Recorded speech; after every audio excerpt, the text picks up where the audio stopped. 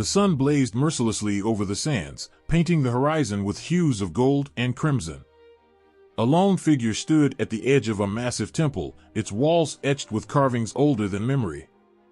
These carvings told stories that shaped lives, inspired fear, and brought hope. In ancient Egypt, gods weren't distant or unknowable, they were everywhere, living and breathing through the land, the water, and the sky. They weren't just worshipped, they were woven into the very fabric of existence. To an Egyptian farmer, every flooding of the Nile wasn't a simple seasonal event, it was Hapi, the god of the river, blessing the land with his abundance. For a child born into a home shadowed by illness, the prayers offered weren't mere rituals. They were heartfelt cries to Sekhmet, the fierce goddess of healing, who could grant life or unleash fury. The gods were present at every meal, every celebration, every sorrow. They were a constant, unyielding presence, shaping the hopes and fears of a civilization that spanned millennia. This connection wasn't born out of mere piety, it was survival. To the ancient Egyptians, life was precarious, balanced like a reed on the wind. The desert, vast and indifferent, loomed on all sides, threatening to engulf the narrow strip of fertile land nourished by the Nile. But this danger wasn't random or meaningless. It was a manifestation of Isfet, chaos, the antithesis of Mot, the divine order. And to maintain that balance, the gods had to be revered, obeyed, and sometimes appeased in ways that bordered on desperation. The people believed that their rulers, the pharaohs, were living embodiments of divine will, intermediaries between the mortal and the eternal. These kings and queens bore the weight of the gods' favor, or wrath, on their shoulders. If the Nile failed to flood, if disease ravaged the kingdom, it wasn't mere misfortune. It was a breach in Mot, a sign that the balance had been disturbed. And so, the pharaohs built grand temples, performed elaborate ceremonies, and made offerings that spoke of their devotion, but also their fear. Yet, for all the awe and reverence, the gods were not infallible. Their stories, carved into temple walls and whispered by priests, spoke of jealousy, love, betrayal, and triumph. Osiris, the gentle god of the afterlife, was torn apart by his brother Set in a fit of rage. Isis, the goddess of magic, pieced him together with unwavering love, giving birth to Horus, who would avenge his father. These tales didn't just entertain, they reflected the human condition.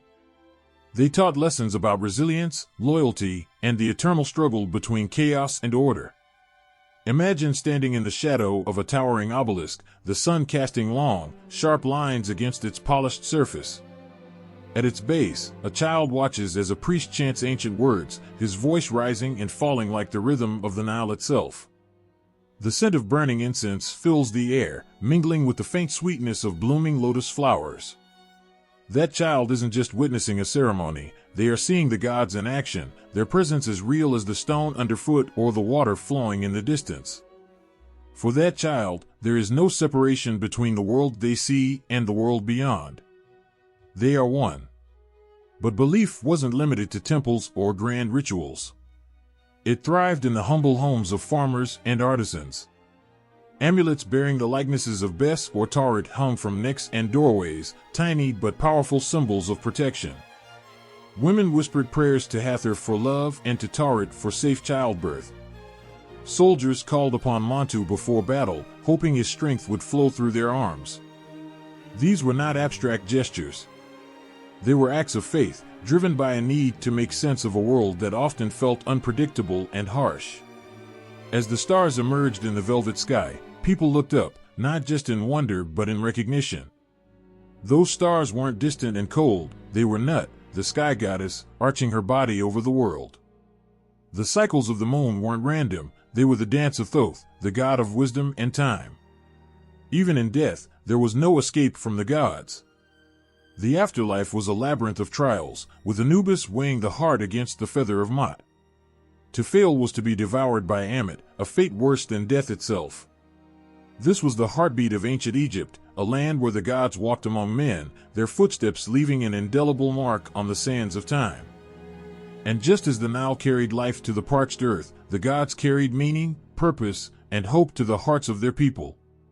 But in the quiet stillness of those ancient nights, as the Nile's waters whispered against its banks, another story was always waiting to be told, a story of creation, chaos, and the delicate balance that held it all together. In the beginning, before time and memory, there was nothing but darkness. An endless, silent void stretched infinitely in every direction, thick with potential yet lifeless. The ancient Egyptians called it Nun, the primordial waters, a formless, boundless ocean of chaos. But even in its stillness, Nun held the seed of all existence, waiting for the moment when creation would burst forth like a single lotus blooming against the emptiness. And so, it began. From the depths of Nun, Atum arose, self-created and alone. He was everything and nothing, the essence of life yet untouched by it. Atum stood on a mound of earth, the first land to emerge from the waters, glowing with the promise of creation. From himself, he brought forth Shu, the god of air, and Tefnut, the goddess of moisture. Together, they became the parents of the world.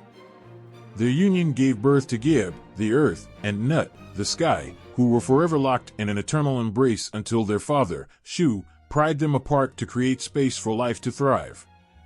It was this separation, this act of force and necessity, that birthed everything. The land below, fertile and rich, the heavens above, infinite and watchful. The gods filled the spaces with their power, and from the union of Geb and Nut came the great cycle of life, death, and rebirth. But this was only one version of how existence began. The Egyptians, with their boundless imagination, didn't settle on a single story of creation. Their myths shifted and transformed like the Nile itself, with different cities venerating their own unique accounts. In Heliopolis, the sun god Ra played a central role. Atum, they said, wasn't alone in his task of creation. He merged with Ra, embodying the rising sun that brought light to the world. As Atum, he journeyed across the sky each day, descending into the underworld each night to battle the chaos serpent Apophis, ensuring that light and order would return with every dawn. The people of Heliopolis worshipped this eternal cycle, believing it mirrored their own lives, the struggle against darkness, the triumph of renewal.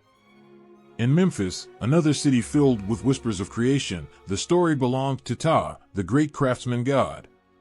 For the Memphites, the universe wasn't formed through physical acts, but through the power of thought and word.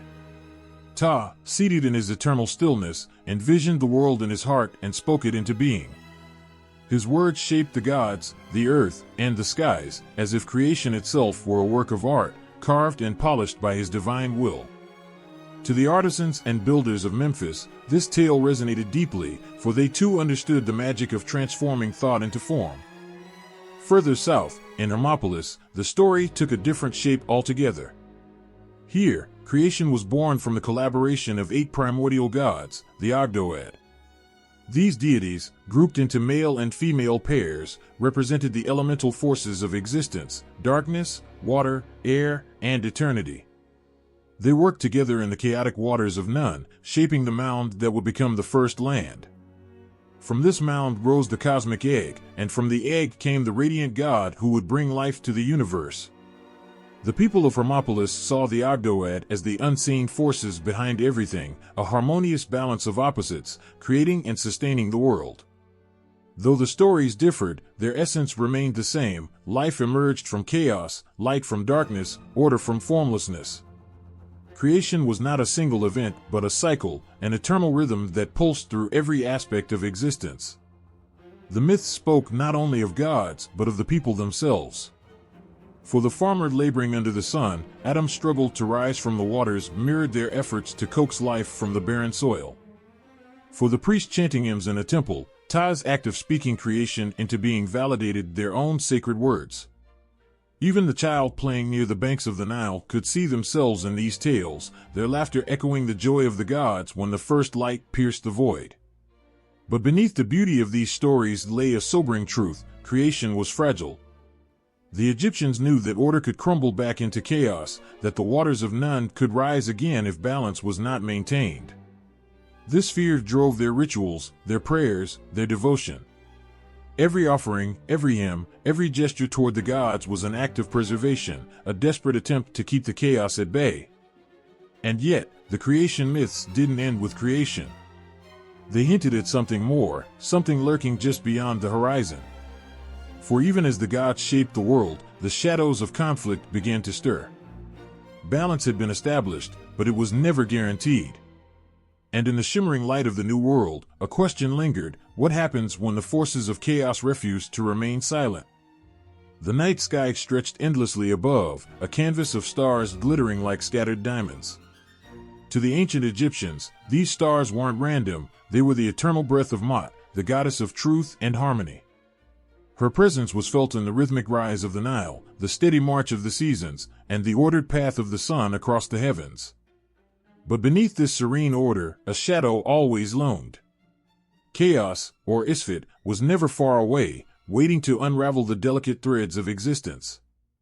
Ma'at wasn't just a deity, she was a principle, a way of life.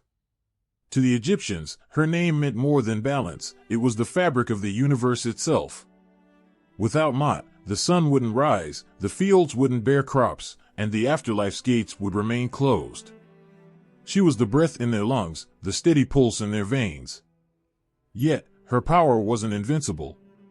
Isfet, the force of disorder, whispered from the dark corners of the world, testing the resolve of gods and mortals alike. At the heart of this cosmic tension lay the daily struggle of Ra, the sun god.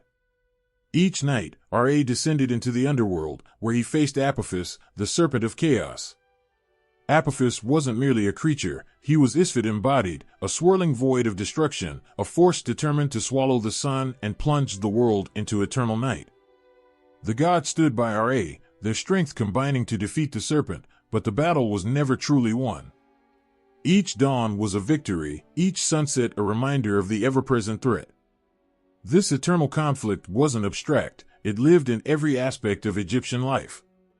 A farmer, standing in the fields at dawn, knew that his labor was part of this fight.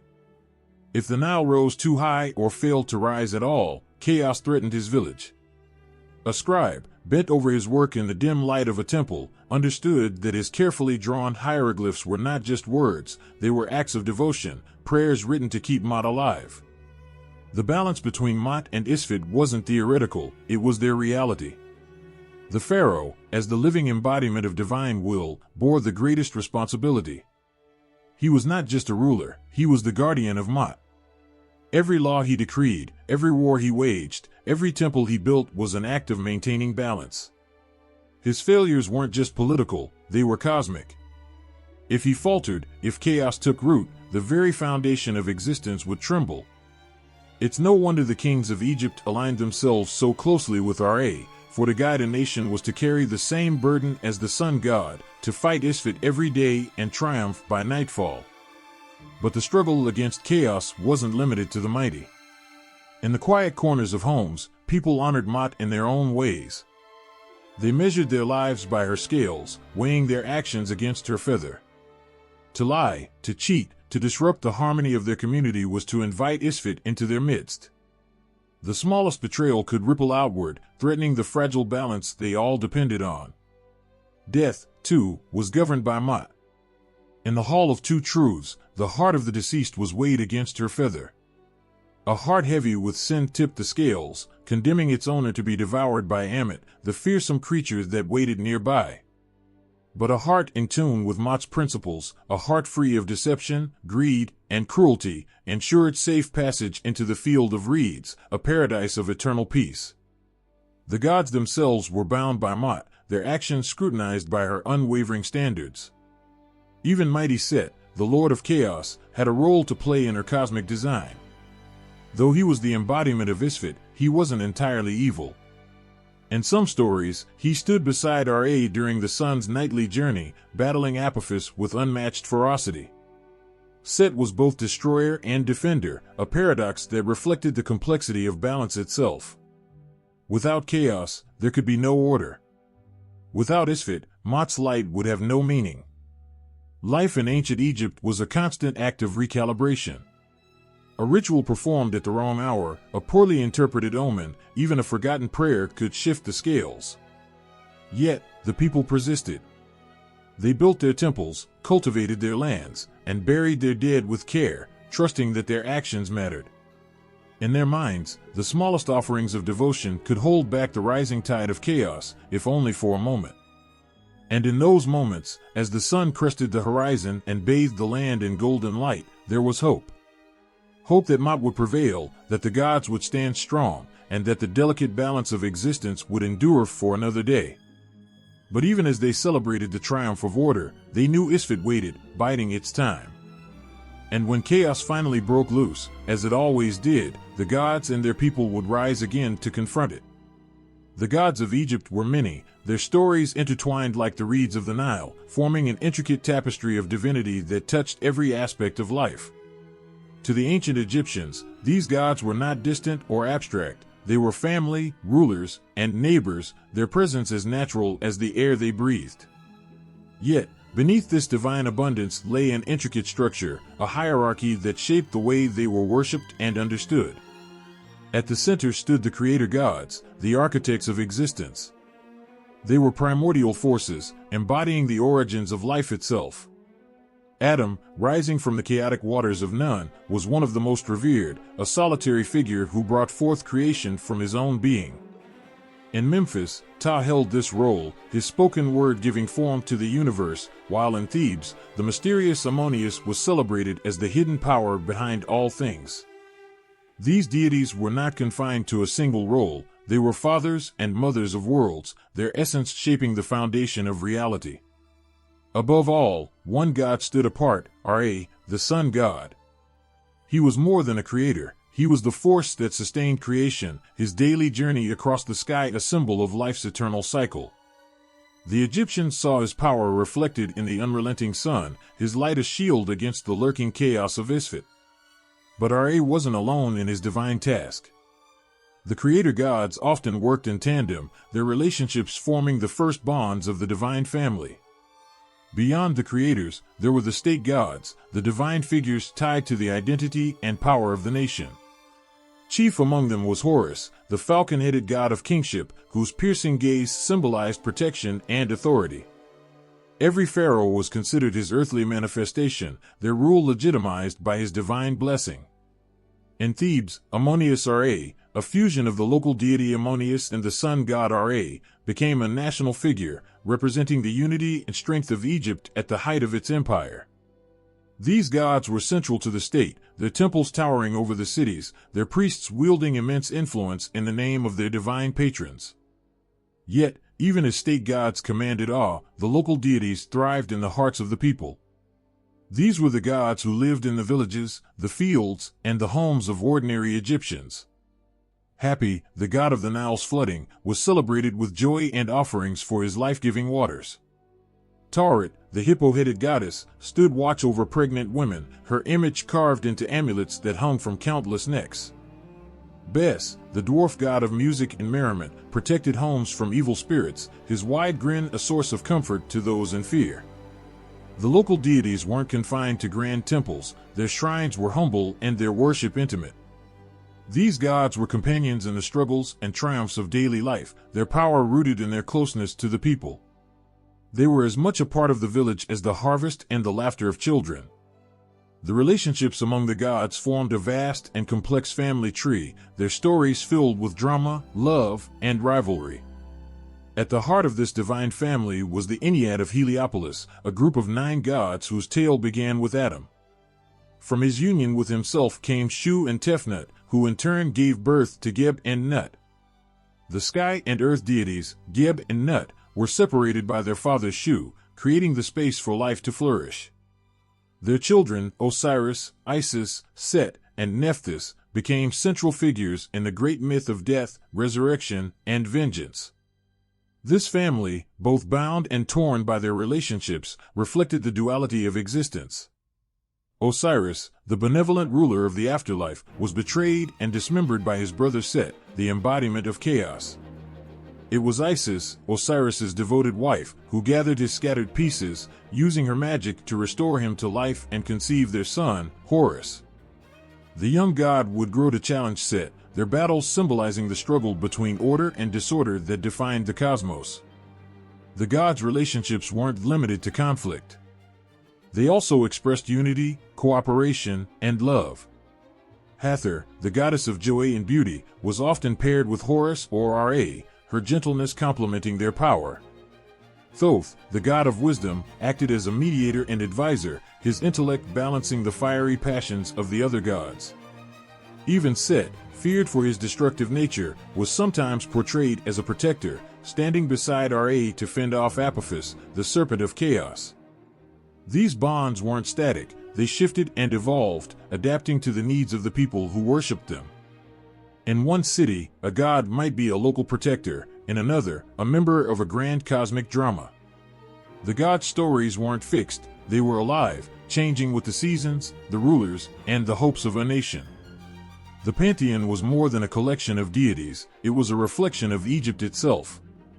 Its creators embodied the origins of life, its state gods upheld the might of the kingdom, and its local gods spoke to the individual, the farmer, the mother, the child. Together, they wove a web of connections, each thread vibrant with meaning, binding the divine to the mortal. But beneath the surface, the pantheon hinted at something deeper, a power dynamic not always in balance. What happened when the gods clashed, when their roles overlapped, or when the mortals who worshipped them faltered in their devotion? In the whispers of temple halls and the flicker of lamplight in village homes, the answers lay waiting, shadowed by uncertainty. The temples of ancient Egypt were not merely buildings, they were living, breathing embodiments of the cosmos itself. To stand before their towering gates was to approach the edge of eternity, where stone and spirit converged. The architecture wasn't random, every pillar, every chamber, every hieroglyph carved into their walls told a story of divine order, connecting mortals to the gods who governed their world. The approach to a temple was an experience designed to awaken awe. First came the long, straight causeway, often lined with statues or sphinxes, leading worshippers toward the massive pylons that marked the entrance. These pylons, shaped like mountain peaks, symbolized the horizon where the sun rose, a gateway between the earthly realm and the divine. Carved upon their surfaces were scenes of triumph, often depicting the pharaoh smiting enemies with divine favor. Yet these displays weren't just political, they were acts of cosmic protection, showing the king's role in maintaining the balance of Ma'at against Isfet. Passing through the pylons, visitors entered the courtyard, an open space filled with light and life. Here, the people gathered to offer prayers, bring sacrifices, and witness rituals performed by the priests. This was the closest most would ever come to the gods, for beyond this point, the temple became sacred territory, reserved for those chosen to serve the divine. The architecture grew darker and more intimate as one ventured deeper. The hypostyle hall, with its towering columns carved to resemble papyrus and lotus plants, represented the primordial marshes where creation began. The columns stretched upward like a forest of stone, their tops reaching for the heavens, as if to remind all who entered of the connection between the earth and the sky. At the heart of the temple lay the sanctuary, the holiest of holies. Here, in the most secretive and shadowed chamber, the god resided, represented by a sacred statue or emblem. Only the high priest, or sometimes the pharaoh himself, could enter this space, bearing offerings and performing rituals to sustain the god's power. These acts weren't mere gestures, they were essential to the universe's balance. Without them, the gods might weaken, leaving the world vulnerable to chaos. The temple wasn't just a place of worship, it was a microcosm of creation.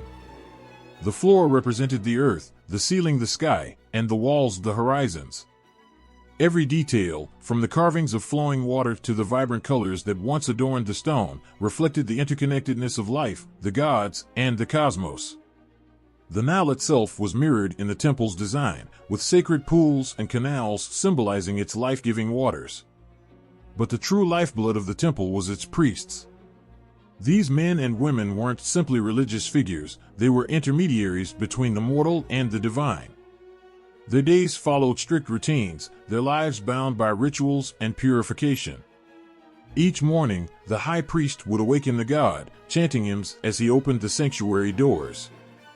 He washed the statue, clothed it in fine linens, and anointed it with sacred oils before presenting offerings of food, drink, and incense. These acts, though unseen by the public, were the heart of temple life, ensuring the gods remained strong and connected to the human world. The priests themselves underwent rigorous purification before performing these duties. They bathed multiple times a day in sacred pools, abstained from certain foods, and shaved their bodies to maintain cleanliness. Their commitment was total, for even the smallest impurity could disrupt the delicate balance between Ma'at and Isfet. Beyond the daily rituals, the temples were alive with activity during festivals. These grand celebrations drew crowds from every corner of the kingdom, filling the courtyards with music, dance, and offerings. On these days, the gods left their sanctuaries, carried in processions aboard lavishly decorated barks. The sight of the divine statues, veiled and resplendent, stirred devotion and awe among the people. These processions often symbolized cosmic events, the journey of the sun, the union of the gods, or the renewal of life itself. Temples also served as centers of knowledge and administration. Within their walls, priests acted as scribes, recording events, interpreting omens, and managing vast estates that provided for the temple's upkeep. The libraries stored sacred texts, astronomical charts, and medical knowledge, while workshops produced the fine linens, perfumes, and carvings needed for rituals. Yet for all their grandeur, the temples were also places of intimacy. Offerings weren't limited to grand festivals. A farmer might leave a simple loaf of bread, a fisherman a freshly caught fish, or a mother a prayer for her child's health. The gods listened to all, whether the petitioner was a pharaoh or a commoner.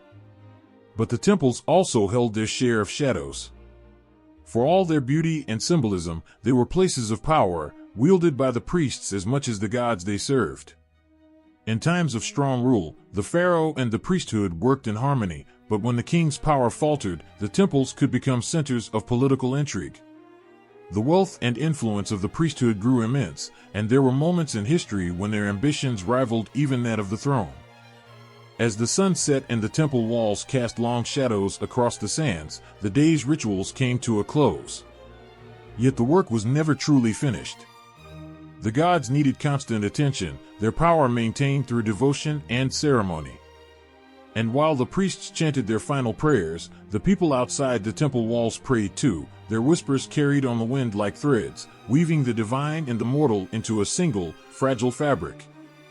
But even the mightiest temples, with their towering columns and sacred rituals, could not shield the gods forever. The sands of time crept closer, eroding stone and memory alike. And as the temples fell silent, the question lingered, without the voices of the faithful, could the gods still hear? In the beginning, there was nothing. A vast, endless expanse of watery darkness stretched in every direction, silent and motionless. This was none, the primordial chaos that existed before time began. From this still void, a spark of life emerged, a force so singular, so determined, it shaped the very foundation of existence. This was Atum, the self-created one, the god who willed himself into being. Alone in the emptiness, Atum stood as the first and only being. He needed no parents, no creator, his existence was a testament to his power. Yet, in this solitude, Atum held within him the potential for everything, the earth, the sky, the gods, and the mortal world. He was both the beginning and the infinite potential of what could be. Atum gazed into the nothingness and knew he must act. Creation was not a gentle birth, but an act of raw determination, a breaking of the void. From within himself, Atum brought forth his first children, Shu, the god of air, and Tefnut, the goddess of moisture. He did this not with hands or tools, but through an act of pure will. Some stories say he spat or sneezed them into existence, a gesture that spoke of his power to create life even from the simplest of acts. With Shu and Tefnut, the world began to take shape. Air and moisture combined to form the essential balance of life. From their union came the earth god Geb and the sky goddess Nut, their eternal embrace embodying the union of heaven and earth. Yet, their closeness threatened to stifle creation, and so Shu, at Atum's command, separated them. The sky was lifted high above the earth, creating space for life to flourish. Though Atum had passed the torch of creation to his descendants, his presence lingered in every part of the cosmos. He was not a distant god, watching idly from the edges of existence. Atum remained at the center, guiding, sustaining, and watching over the balance he had initiated. His role in creation did not end with the birth of the first gods, it was woven into the fabric of the universe. But Atum's story is not merely one of creation, it is also one of profound connection. As the father of the gods, he shared a bond with each of his offspring. Shu and Tefnut, Geb and Nut, and their descendants all carried traces of his essence. Even when conflict arose, as it did between Geb and Nut's children, Osiris, Set, Isis, and Nephthys, Atum's influence remained a steady presence. Atum's duality was one of his defining features. He was both male and female, containing within himself all the forces necessary for creation. This completeness made him unique among the gods, a figure who required no partner yet birthed the divine family from his own essence. It was said that Atum would one day gather all creation back into himself, returning the universe to its original state within none. This cyclical vision of time was central to Egyptian thought, where endings were not final but a preparation for renewal. In his later forms, Atum was often merged with Ra, becoming Atum Ra, the god of the setting sun. As the sun sank below the horizon each evening, it symbolized Atum's return to the waters of none, a reminder of his eternal nature and the cycle of creation and dissolution. This aspect of Atum tied him closely to the rhythms of life and death, a balance that underscored all existence. Yet, even as Atum's name resounded in grand hymns and temple prayers, there was an intimacy to his story. He was not just a god of cosmic events, but a symbol of resilience and self-reliance. The people saw in him the power to create something from nothing, to shape one's destiny even in the face of emptiness. In the temples of Heliopolis, where Atum was most revered, his priests tended to him with unwavering devotion. They chanted his names, inscribed his myths into stone, and ensured his role as the first and greatest of gods was never forgotten. Atum was depicted as a man wearing the double crown of Upper and Lower Egypt, a symbol of unity and sovereignty. Yet his images also carried a simplicity, reflecting his self-created nature.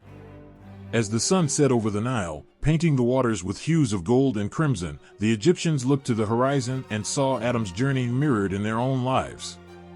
He was not just a god, but a reminder that creation is born from resolve, that order can emerge from chaos, and that even in solitude, there is the potential for greatness. But even as Atum's presence illuminated the world, questions lingered. What did it mean for a god to create himself? Did his solitude weigh heavy upon him, or did he find comfort in the vastness of his own creation? And when the sun dipped below the horizon, returning to the embrace of none, was it an ending, or a beginning waiting to unfold? From the silent void of chaos, when all was darkness and the primeval waters of none stretched infinitely, Atum reached deep within himself to create life. In a moment of boundless will, he brought forth Shu and Tefnut, his first children. These twins were not mere offspring, they were the building blocks of existence itself, the essence of life made manifest. Shu, the god of air, and Tefnut, the goddess of moisture, emerged as complementary forces, their union shaping the balance of the cosmos. Shu's essence was lightness, breath, and the intangible presence of the wind. He was the unseen force that allowed existence to breathe, his touch gentle yet vital. Without Shu, the world would stagnate, suffocated by the weight of chaos. Tefnut, by contrast, was the life-giving moisture, the soft kiss of dew on the morning grass and the nurturing embrace of rain. She represented sustenance, fertility, and the fluidity that connected all things. Together, they embodied the interplay between light and water, their union birthing the conditions necessary for life to thrive. Yet Shu and Tefnut were not merely forces of nature, they were beings with thoughts, emotions, and purpose. Atum, their father, loved them deeply, and when they were newly born, he watched over them with both pride and trepidation. The vastness of none was still dangerous, its chaos unyielding. In the fragile early days of creation, Shu and Tefnut ventured into the endless dark to bring order and establish the principles that would govern the universe. Their absence was unbearable for Atum. Alone once more, he longed for his children's return, his heart heavy with fear that they might be lost to the void. In a moment of desperation, Atum sent forth his eye, a manifestation of his power and will, to search for them. The journey of this divine eye was perilous, but eventually it found Shu and Tefnut and guided them back to their father's embrace. When they returned, Atum wept with joy. His tears, falling into the waters of Nun, became the first humans, a poignant reminder of the gods' emotional depth and their connection to mortal existence. Shu and Tefnut, now reunited with their father, carried on their vital work, laying the foundation for the world as it would be known. Together, Shu and Tefnut gave birth to the next generation of gods, Geb, the earth, and Nut, the sky. This marked a turning point in creation, for with Geb and Nut came the physical structures of the world. But their birth also brought new challenges. Geb and Nut's love was so powerful that they clung to each other, leaving no room for life to flourish. It was Shu, with his strength and resolve, who intervened, separating his children with his outstretched arms. He lifted Nut high above Geb, creating the heavens and allowing space for the earth and sky to fulfill their purposes. This act was both a triumph and a burden. Shu's role as the separator was eternal. He stood between earth and sky, holding them apart, ensuring that creation remained in balance. His figure was often depicted with arms raised, his body elongated as he supported Nut's arched form above him. This image was not just one of strength, but of sacrifice, a god who bore the weight of the cosmos to preserve its harmony. Tefnut, meanwhile, continued her role as the sustainer of life. Her presence was felt in the Nile's sacred waters, the rains that nourished the crops, and the gentle mists that cooled the land.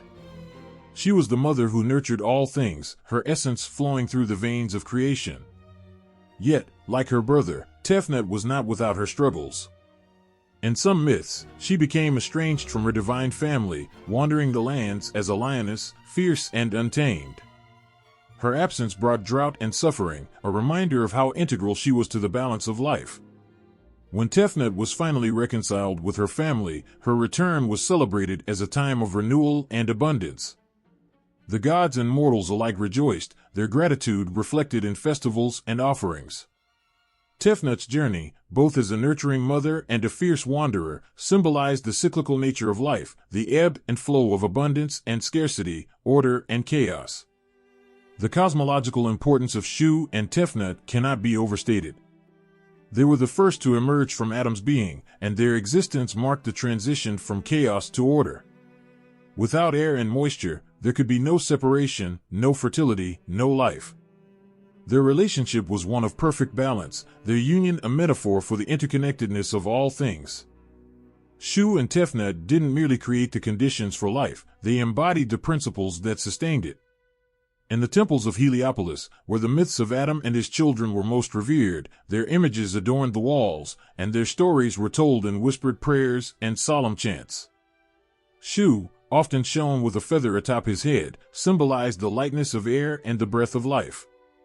Tefnut, with her lioness form and the solar disk atop her head, was both a fierce protector and a gentle provider. Together, they were revered not just as gods, but as the essence of the world itself. And yet, the myths leave us with lingering questions. Shu's eternal task of separation, did he bear it with pride, or did the weight of his duty grow heavier with each passing age? Tefnut's time as a lioness, was it an act of defiance, or a necessary journey to understand her place in creation? In their divine roles, we glimpse not just the grandeur of the gods, but their struggles, their sacrifices, and their undeniable humanity. In the time when the world was still being formed, the union of Geb and Nut was an eternal embrace. Geb, the god of the earth, lay beneath, his body vast and fertile, covered with the promise of life. Nut, the goddess of the sky, arched above him, her form a canopy of stars and infinite expanse. Together, they were inseparable, their love so profound that it bound them tightly, leaving no space for anything else to exist. But their closeness came at a cost.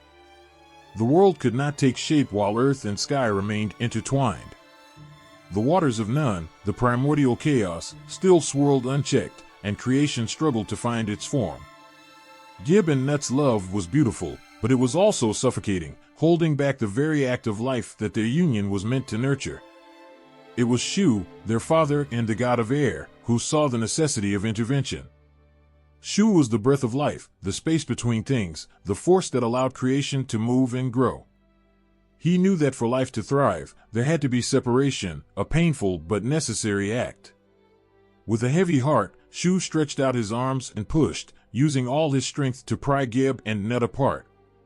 Gib cried out in anguish, the earth trembling beneath the strain of their separation. Nut's wails filled the heavens, a sound of grief that echoed through eternity. Shu stood between them, holding Nut aloft and pressing Gib downward. It was not an act of cruelty, but of love and duty. In their separation, the world finally found its form. Nut, now high above, became the sky, her body the luminous expanse.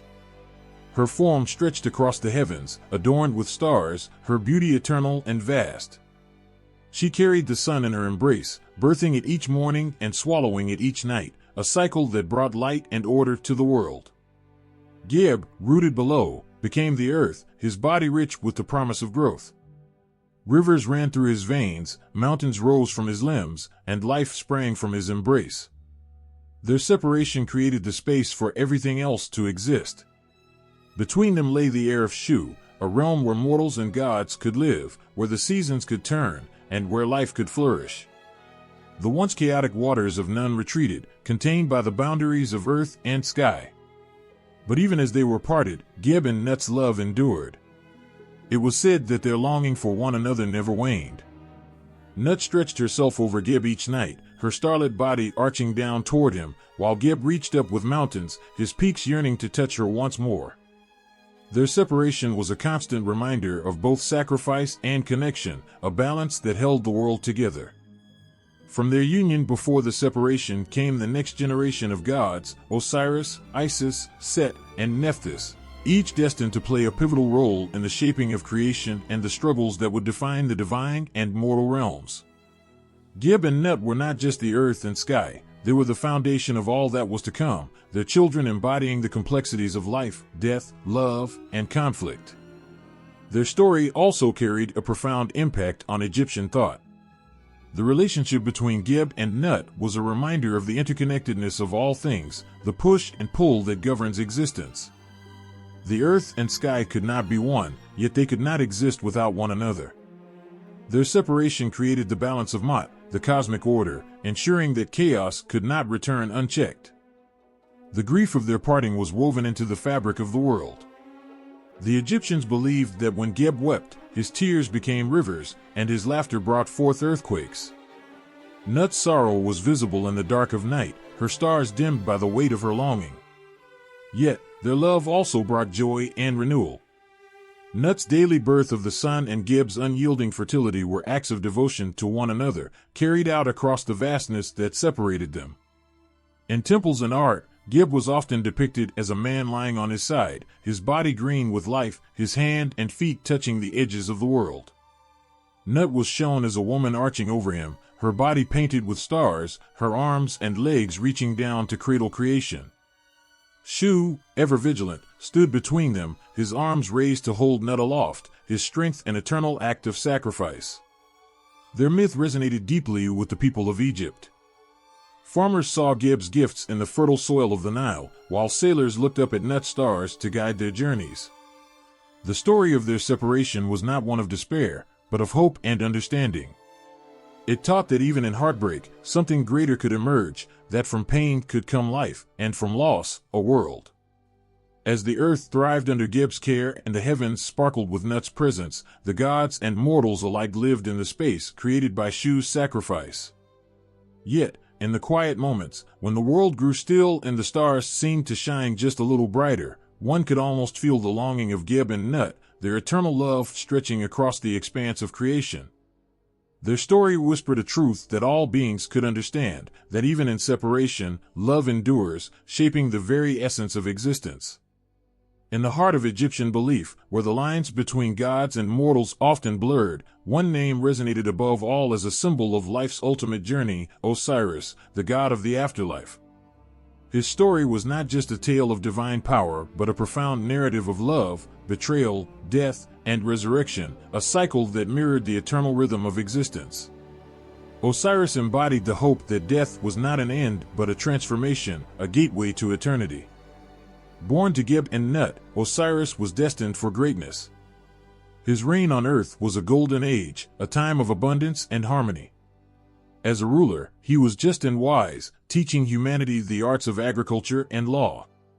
Under his guidance, the Nile's fertile banks became the cradle of civilization, its people flourishing under his benevolent hand. Yet, even as he brought order and prosperity, the seeds of envy began to take root in the heart of his brother, Set. Set, the god of chaos and destruction, saw Osiris's rule as a shadow over his own ambitions. The bitterness festered, consuming him, until he could no longer bear to watch his brother's success. In a calculated act of treachery, Set invited Osiris to a grand feast, presenting a beautifully adorned chest as a gift. It was no ordinary chest. It had been crafted to Osiris's exact dimensions, a trap as cunning as it was cruel. When Osiris, unaware of his brother's intentions, laid down in the chest, Set and his accomplices sealed it shut and cast it into the Nile. The waters carried Osiris far from his throne, his life stolen in an instant of betrayal. The grief of his wife, Isis, was immeasurable. But grief was not enough to break her resolve. Isis, a goddess of magic and unmatched devotion, searched tirelessly for Osiris.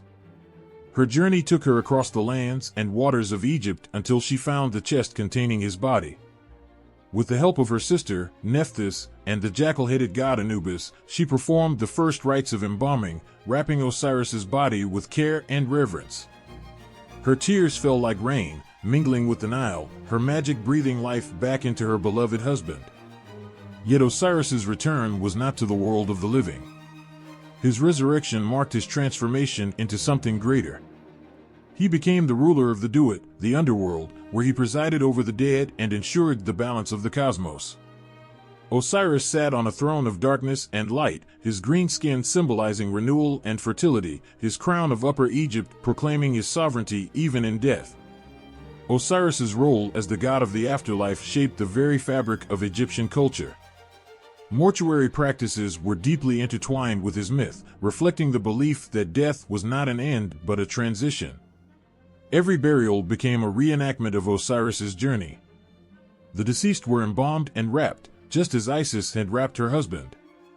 Sacred texts, like the pyramid texts, coffin texts, and later the Book of the Dead, were inscribed to guide the dead through the perils of the underworld. In the Duat, the dead would stand before Osiris in the Hall of Two Truths for the ultimate judgment. Their hearts were weighed against the feather of Mot, the symbol of truth and cosmic order. If the heart was lighter than the feather, the soul was pure and could join Osiris in the eternal fields of Aru, a paradise of abundance. But if the heart was heavy with sin, it was devoured by the monstrous Ammit, and the soul was lost forever. Osiris's myth also spoke of renewal and hope, reflected in the annual flooding of the Nile. The river's rise was seen as Osiris's lifeblood, rejuvenating the land and ensuring the continuity of life. Farmers saw in the silt-rich waters a reminder of his sacrifice and resurrection, a promise that death could give way to new life. In art and temple carvings, Osiris was often depicted as a mummified figure, his hands crossed over his chest, holding the crook and flail, symbols of kingship and fertility. His serene expression and green complexion conveyed both the stillness of death and the vitality of rebirth. He was a god who had experienced the fullness of existence, life, death, and resurrection, and through his journey, he offered humanity a glimpse of eternity. But Osiris's story was not without its questions. Did he long for the days when he walked the earth, bringing wisdom and order to his people? Or did he find peace in the shadowy realm of the Duat, knowing his sacrifice ensured the balance of the cosmos? His tale is one of profound emotion, of love so powerful it defied death, and of a betrayal so deep it reshaped the heavens and the earth. Even now, as the Nile flows and the stars wheel across the sky, Osiris's presence lingers. In every grain of wheat harvested, and every soul weighed in the Hall of Two Truths, his legacy endures, a testament to the eternal cycle of life, death, and rebirth. In the pantheon of Egyptian mythology, Isis stands as a figure of unparalleled strength, compassion, and mysticism. Revered as the mother goddess, she was far more than a nurturing presence. She was a protector, a healer, and the greatest wielder of divine magic. Her story, woven with threads of love and loss, resonates with a power that transcends the ages. Isis was not just a goddess, she was a force of nature, her every action imbued with purpose and boundless devotion. Born to Geb and Nut, Isis was part of the great lineage of gods, but it was her partnership with Osiris that defined much of her divine narrative. Together, they embodied harmony and renewal, ruling as a pair whose unity brought order to the world. Isis's love for Osiris was profound, an unshakable bond that would test the very boundaries of mortality and immortality. When Osiris was betrayed and murdered by his brother Set, it was Isis who refused to let death sever their connection. Her grief was monumental, but her resolve was even greater. She wandered the earth, searching tirelessly for Osiris's body, her sorrow carried by the winds and whispered among the people. Isis's journey was one of both heartbreak and determination, a quest that revealed her unmatched mastery of magic. Isis was no ordinary goddess, she was the mistress of spells, her knowledge of the sacred words and rituals surpassing all others. When she found Osiris's broken body, she called upon her magic, weaving together fragments of his spirit and restoring him to life, if only briefly. It was through this act that she conceived their son, Horus, ensuring that Osiris's legacy would endure and that Set's tyranny would not go unchallenged. Her role as a mother was as profound as her role as a wife. Horus, destined to challenge Set and reclaim the throne of Egypt, was born under perilous circumstances. As a single mother, Isis shielded him from harm, raising him in the marshes of the Nile, hidden from Set's wrath. She was his protector, warding off threats both physical and spiritual. The myths tell of her summoning magical barriers, healing him when he was bitten by venomous creatures, and teaching him the wisdom he would need to fulfill his destiny. Isis's magic was not born of cruelty or dominance, but of love and necessity. She used her powers to heal the sick, to protect the vulnerable, and to right the injustices of the world. Her spells were acts of creation, bringing order where there was chaos and life where there was despair. In one of the most famous stories, she outwitted the sun god Ra by learning his secret name, a feat that elevated her power even further. This was not an act of malice but of determination. She sought the knowledge to better protect her loved ones and to secure her role as a guardian of the natural and divine orders. Her connection to humanity was profound. Unlike many deities who remained distant and inscrutable, Isis was deeply intertwined with the lives of her followers. She was the goddess people turned to in times of need, the one who offered comfort in grief, protection in danger, and healing in illness. Her temples were places of solace, where the sick were tended and the grieving found hope. Priests and priestesses dedicated to her service learned the sacred rites of healing and protection, carrying her legacy into the mortal realm. Isis was often depicted with her arms outstretched, wearing a throne-shaped headdress, symbolizing her status as the divine mother and the seat of power. In some depictions, she carried the Ankh, the symbol of life, or cradled her infant son, Horus, evoking a tenderness that resonated across the ages.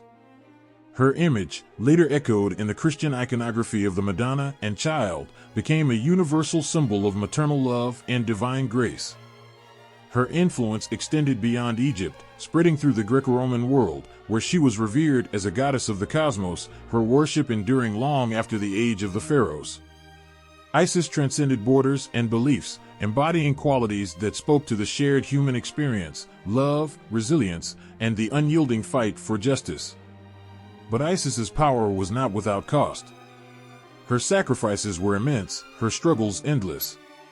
She faced heartbreak again and again, first in the loss of Osiris, then in the constant threats to Horus, and later in the knowledge that her family's story was one of eternal conflict. And yet, she endured. Her strength was not in her ability to avoid pain, but in her capacity to confront it, to transform it into something meaningful and enduring. In the quiet of night, when the stars shimmered like the jewels of Nut's body, one could almost feel Isis's presence, a soft, comforting force that whispered of protection and hope. Her magic was not just a tool but an extension of her soul, a gift she used to bridge the divide between gods and mortals, between life and death. Her story, like the Nile, flows endlessly, carrying with it the promise of renewal and the unbreakable bonds of love. Set, the Lord of Chaos, was a god whose very name evoked storms, darkness, and upheaval. Yet his story is far from simple, for Set was not merely a villain. He was a force of nature, a paradox of destruction and necessity, embodying the turmoil that drives both devastation and transformation. His existence was essential to the balance of the cosmos, even as his actions threatened to unravel it. Set's conflict with his brother Osiris lies at the heart of his myth, a tale of envy, betrayal, and the eternal struggle between chaos and order. Set was born to Geb and Nut, alongside his siblings Osiris, Isis, and Nephthys. While Osiris became the beloved king, bringing prosperity and harmony to the world, Set was cast in a darker light. He was the storm on the horizon, the fiery desert winds that stripped the land bare. The animosity between Set and Osiris was born not only of jealousy but also of stark contrast. Osiris represented life, fertility, and order, while Set embodied the wild, untamed forces of nature. It was Set's nature to resist and disrupt, his very essence tied to the chaotic edges of existence. Yet beneath his violent exterior lay complexities that made him one of the most enigmatic figures in Egyptian mythology. The defining moment of Set's story came when he murdered Osiris. Driven by a bitter envy of his brother's rule and the love he inspired, Set hatched a plan as cunning as it was ruthless. He crafted a magnificent chest, its dimensions perfectly measured to fit Osiris. At a grand feast, Set presented the chest as a gift, announcing that it would belong to anyone who could fit inside it. Osiris, trusting his brother and drawn by curiosity, climbed into the chest. The moment he did, Set and his allies sealed it shut and cast it into the Nile. This act of fratricide was not just a personal betrayal, it was an assault on the very fabric of order. With Osiris gone, chaos began to creep into the world. The balance of Ma'at, the cosmic order upheld by the gods, was threatened. Yet Set's actions were not purely malicious. In the chaos he unleashed, he also revealed truths about the fragility of harmony and the need for resilience in the face of upheaval. Set claimed Osiris's throne, but his reign was marked by strife. He was not a ruler of peace, and his presence on the throne was a constant reminder of the discord he embodied. Yet, even in his darkest moments, Set was not entirely devoid of virtue. In his battles with chaos incarnate, such as the serpent Apep, who sought to devour the sun, Set proved himself a defender of the cosmos, wielding his strength to protect what he also threatened. Set's complexity deepened with his relationships. He was married to his sister, Nephthys, but their union was barren, a reflection of his association with sterility and destruction. Yet even in his role as an adversary, Set's character was not without nuance. His tumultuous bond with Nephthys was mirrored in his interactions with Isis and Horus, where his actions alternated between malevolence and reluctant respect. When Horus, the son of Osiris, grew to adulthood, he became Set's most formidable adversary. Their battles, both physical and symbolic, defined much of Egyptian mythology. These conflicts were not merely clashes of power but expressions of a deeper cosmic struggle. Set, representing chaos, and Horus, symbolizing rightful kingship, were locked in a cycle that mirrored the eternal tension between order and disorder. Their most infamous battle was a fierce and often grotesque contest of strength and cunning. The myths recount their confrontations, from transforming into animals to unthinkable acts of deception, each trying to outwit the other. Despite his cunning and ferocity, Set ultimately lost to Horus, who claimed the throne as the legitimate ruler of Egypt. Set's defeat did not erase him, however. Instead, it solidified his role as a necessary, if dangerous, force within the cosmos. Set's place in Egyptian belief was ambivalent. To many, he was a figure of fear, the embodiment of the unpredictable forces that could upend lives and societies. Yet he was also respected and, in some regions, even worshipped. Warriors and those who faced danger often invoked Set, recognizing that his ferocity and strength could be turned to their advantage. His depiction in art and symbolism reflected his wild nature. Set was often shown with a distinctive animal head, a creature unlike any in the natural world. Its long, curved snout and upright ears spoke of the untamed and otherworldly essence he represented. His form was a reminder that chaos could not be fully understood or tamed, it was simply a part of existence. Set's story is one of contradictions. He was a usurper, yet also a protector. A destroyer, yet an essential part of the cosmic balance. His enmity with Osiris was both personal and universal, a clash that echoed through the heavens and the earth. And though his actions brought pain and turmoil, they also revealed the resilience of the gods and mortals who stood against him. Even now, the wind that whips through the desert carries Set's presence. He is the storm that strips the land bare, but also the force that reminds life of its fragility and strength. In his chaos lies the seed of renewal, a paradox that defines not just Set, but the very nature of existence. Nephthys, the shadow of Isis, is a goddess often overlooked in the grandeur of her siblings, yet her presence is integral to the tapestry of Egyptian mythology. She is the quiet force, the unseen hand guiding moments of transition, the counterpart to her radiant sister. Where Isis stands as a beacon of light and life, Nephthys exists in the periphery, embodying the mystery of shadows, the quiet refuge of night, and the profound depths of grief. Her story is one of quiet strength, loyalty, and a role in the Osiris myth that is as subtle as it is essential. Born to Geb and Nut, Nephthys was the youngest sibling in a family of cosmic giants, Isis, Osiris, and Set. Her name, meaning mistress of the house, carries a dual significance. On one hand, it reflects her role as a caretaker and protector. On the other, it hints at her association with the unseen and the liminal spaces between life and death. Nephthys was the keeper of boundaries, both literal and symbolic, her power lying in the thresholds of existence. Her relationship with Set, her husband, was complex and fraught with contradiction. Set, the embodiment of chaos, was destructive and untamed, while Nephthys was a stabilizing force, a silent witness to his turbulence. Their union was barren, a reflection of the discord inherent in their bond. Yet Nephthys' loyalty to Set did not define her entirely. Her deepest loyalty lay elsewhere, to her sister Isis and to the cosmic balance disrupted by Set's actions. When Set betrayed Osiris, killing him and casting his body into the Nile, Nephthys did not side with her husband. Instead, she aligned herself with Isis, grieving the loss of Osiris and committing herself to the restoration of order. Together, the two sisters became a force of unity and purpose, their bond a poignant example of familial devotion transcending the divisions wrought by Set's chaos. Nephthys' contributions to the Osiris myth were subtle yet profound. She assisted Isis in the search for Osiris's body, her shadowy nature complementing Isis's radiant determination. While Isis worked her magic to breathe life back into Osiris, Nephthys provided the quiet support that allowed the act to unfold.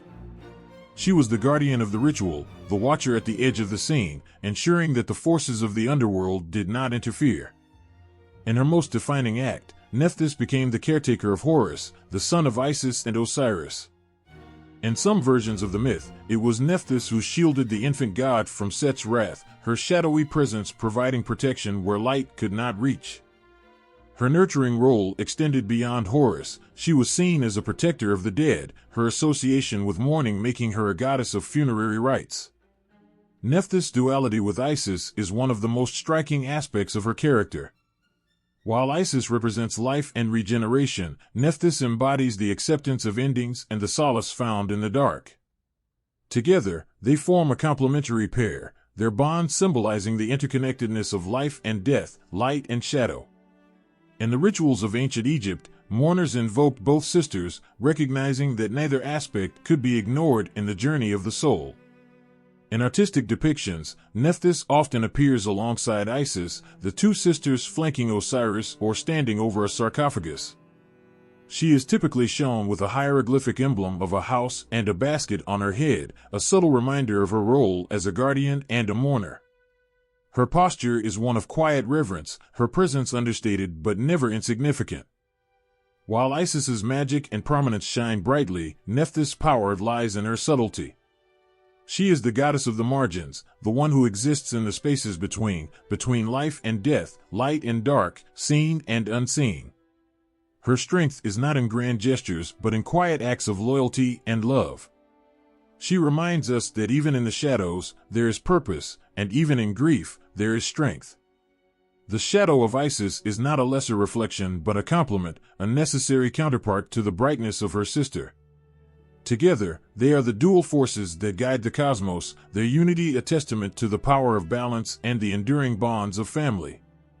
Nephthys may dwell in the periphery, but her impact resonates deeply, her story a quiet echo that lingers in the hearts of gods and mortals alike. Horus, the son of Osiris and Isis, was destined for greatness from the moment of his birth. His life was one of tumult and trial, a divine warrior forged by loss and prophecy, driven by an unyielding desire for justice. Born in the shadow of his father's tragic death, Horus was not simply a son, he was an avenger, a beacon of hope, and the ultimate challenge to Set's chaos. His battles were more than mere physical confrontations, they were symbolic, representing the eternal struggle between order and disorder, light and dark, life and death. From the very moment he came into the world, Horus was marked by his father's legacy. Osiris, the just and beloved king of Egypt, had been betrayed by his brother Set, who sought not only Osiris's throne but to destroy the balance of the cosmos itself. In the absence of Osiris, Egypt was left in chaos, and Set's reign was marked by tyranny and destruction. The young Horus, raised in secret by his mother Isis to protect him from Set's wrath, became the living embodiment of his father's unfulfilled dream, a dream of justice, order, and rightful kingship. As Horus grew, so did the prophecy that surrounded him. He was destined to challenge Set and reclaim his father's throne. But his journey was not an easy one. Horus's battles with Set were legendary, and they were not merely physical. Each battle was a trial of his strength, his resolve, and his right to rule. Set, in his arrogance and fury, was relentless, challenging Horus at every turn. The two gods were locked in a bitter rivalry that would span years, their conflict shaking the heavens and the earth. Their most famous battles were not fought with swords alone, but through a series of trials that tested Horus in ways unimaginable. In one such contest, Set transformed himself into various beasts, a hippopotamus, a serpent, a crocodile, to deceive Horus and claim victory. But Horus, guided by the wisdom of his mother Isis and his own divine courage, outwitted Set at every turn, proving that justice could not be undone by trickery or brute strength. At times, the battles between Horus and Set took on a surreal, almost dreamlike quality. Horus, determined to honor his father's memory, engaged in a duel with Set that saw them transform into birds, Horus as a falcon, Set as a mysterious, dark creature of chaos. In these moments, the struggle was not just for Egypt's throne but for the very heart of the cosmos, where the forces of order and chaos clashed in the skies above. One of the most famous moments of their rivalry came in a trial before the other gods, where the two deities were to present their case for who should rule Egypt. It was here that Horus, standing before the gods of Egypt, proved not only his strength but his character. He did not rely solely on force. Instead, he invoked the justice of his father, Osiris, and the wisdom of his mother, Isis. The gods saw in Horus not just the son of Osiris, but a ruler worthy of their trust, a king who would restore order and balance to the world. Set, in his rage, tried to challenge the decision, but in the end, Horus emerged victorious, and the throne of Egypt was rightfully his.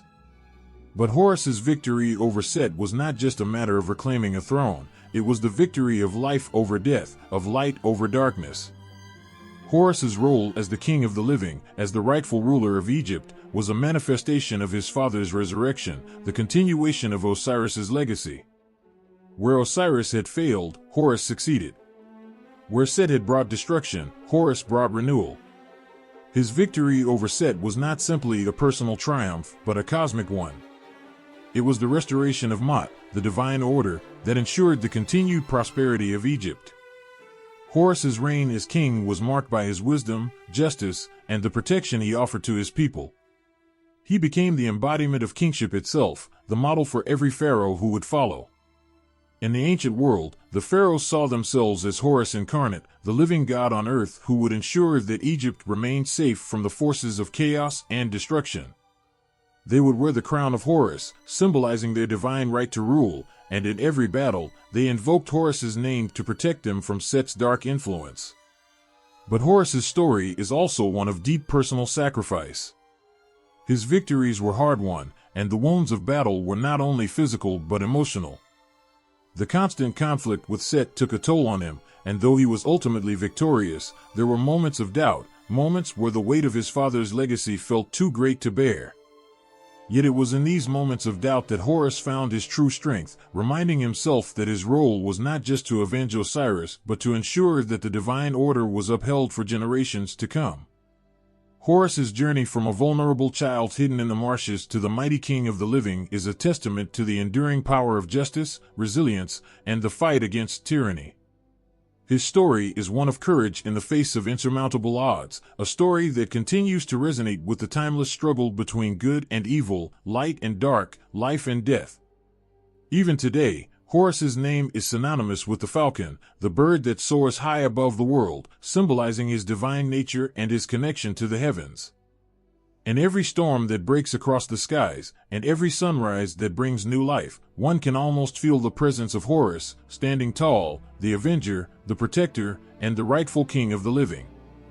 Anubis, with his distinct jackal head and solemn, watchful gaze, is a god whose name resonates deeply in the heart of every Egyptian tomb, every burial site, and every sacred ritual dedicated to the afterlife. His domain was the shadowed path of the dead, a journey from the realm of the living to the quiet eternity beyond. Yet in his hands lay not just the power to guard and guide the souls of the departed, but also the knowledge to preserve life through death. Anubis was the guardian of tombs, the protector of the dead, and the inventor of mummification, a figure whose influence on the afterlife was as eternal as the sacred rites that surrounded him. Born to Nephthys and Set, Anubis's story is one of complexity and deep symbolism. In some versions of the myth, he was said to be the child of Osiris and Nephthys, making him a half-brother to Horus and the protector of his father's sacred rites. His father's legacy, however, was not one of rule over the living but over the dead, a realm where balance and order were just as vital as they were in the world of the living. Anubis, though often painted as a figure of mystery and shadow, played a vital role in maintaining that balance, ensuring the souls of the dead reached their rightful place in the afterlife. When Osiris's body was torn apart by Set and scattered across Egypt, it was Anubis who first took up the responsibility of embalming the body. Mummification, an art essential to the Egyptian belief in life after death, was attributed to him. He was said to have been the one to preserve Osiris, keeping the body intact, so that Osiris could be resurrected. This act of preservation was not just a physical one, it symbolized the eternal bond between the living and the dead, a connection that transcended the mortal realm. Anubis's involvement in mummification ensured that death was not the end but a passage, a transformation from the flesh to the spirit. In the afterlife, Anubis was known to stand vigil over the tombs, ensuring that no soul wandered astray, no burial place was desecrated. His presence was a constant reminder that the passage of the soul was sacred and must be safeguarded. Those who died were believed to journey through the underworld, a dark and treacherous path filled with trials and dangers. At the gates of the afterlife, Anubis awaited, guiding the souls as they faced their judgment before the great scales of Maat, the goddess of truth and justice. His role was to guide and protect, to ensure that the heart of the deceased was weighed against the feather of Maat to determine whether they were worthy of eternal life. Yet Anubis was not only the guardian of tombs and guide of souls, he was also the one who held the power to offer mercy, granting a safe passage through the realm of the dead. His deep understanding of the afterlife and his connection to the preservation of life through mummification gave him the unique ability to protect those who had passed from harm in the afterlife, offering them a path toward resurrection. His appearance, with the sleek, black jackal's head, was no mere artistic choice. The jackal, known for scavenging the remains of the dead, was a creature that hovered at the edges of life and death. It was a symbol of the boundary between the known world and the unknown realm. Black, the color of the jackal's coat, was also the color of the fertile soil of Egypt, the land that gave life. In this way, Anubis, with his black coat, was both a protector of life and a guide to the life beyond death. His image in Egyptian art often depicted him as both fearsome and compassionate, a figure who stood as both a guardian and a healer, ensuring that the transition from life to death was one of grace and dignity. Anubis's role in mummification, however, was not just about preserving the body. It was a sacred act that reflected the Egyptians' belief that life and death were interwoven. The ritual was one of profound respect, a gift to the deceased to ensure that their journey into the afterlife would be seamless. Anubis's sacred knowledge allowed him to assist in this transformation, ensuring that the body would remain intact so that the soul might recognize it and return to it once more. As part of the opening of the mouth ceremony, a crucial part of the burial rites, Anubis was said to invoke the powers of life to restore the senses of the deceased, allowing them to see, hear, and breathe once again in the afterlife. The rituals performed in Anubis's name, though often solemn, were full of deep reverence and love for the deceased. They were acts of devotion, made with the firm belief that the journey through the afterlife was just as sacred as life itself. As a result of his association with the sacred rites of burial and resurrection, Anubis was one of the most revered gods in Egyptian culture. He had temples and shrines dedicated to him across Egypt, and the priests who served him were held in high esteem, the knowledge of the rituals of death and preservation being passed down through generations. Anubis was seen not just as a protector, but as a bridge between two worlds, the living and the dead. He was the one who ensured that no soul would be lost to oblivion, guiding them toward the eternal rest they deserved. In the tombs of Egypt, the presence of Anubis was felt at every turn. His image adorned the walls, watching over the dead, ensuring their passage to the afterlife.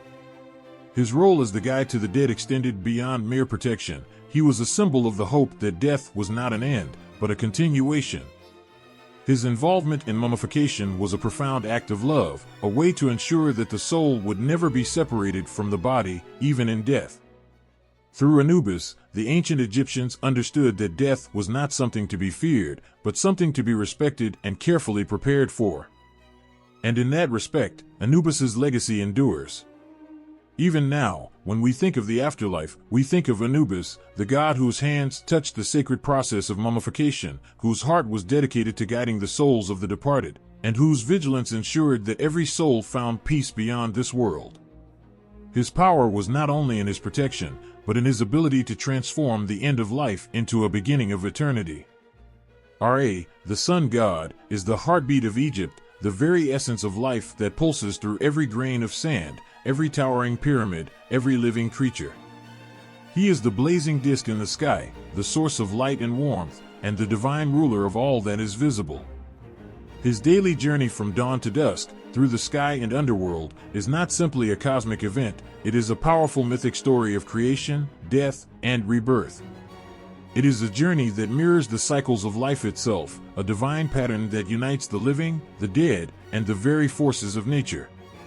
Every morning, as the first rays of sunlight broke over the horizon, Ra rose from the waters of Nun, the primordial chaos, at the edge of the world. His arrival marked the start of a new day, the illumination of the world with the warmth of his rays, and the promise of life.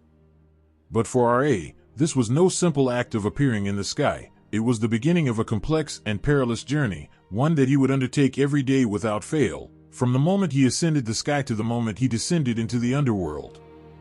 Ra's journey began in the early morning, when he sailed across the heavens in his great celestial boat, the bark of millions of years. The boat was his vessel, but it was more than just a means of transportation. It was a symbol of the sun's eternal journey and the divine force that kept the world in balance.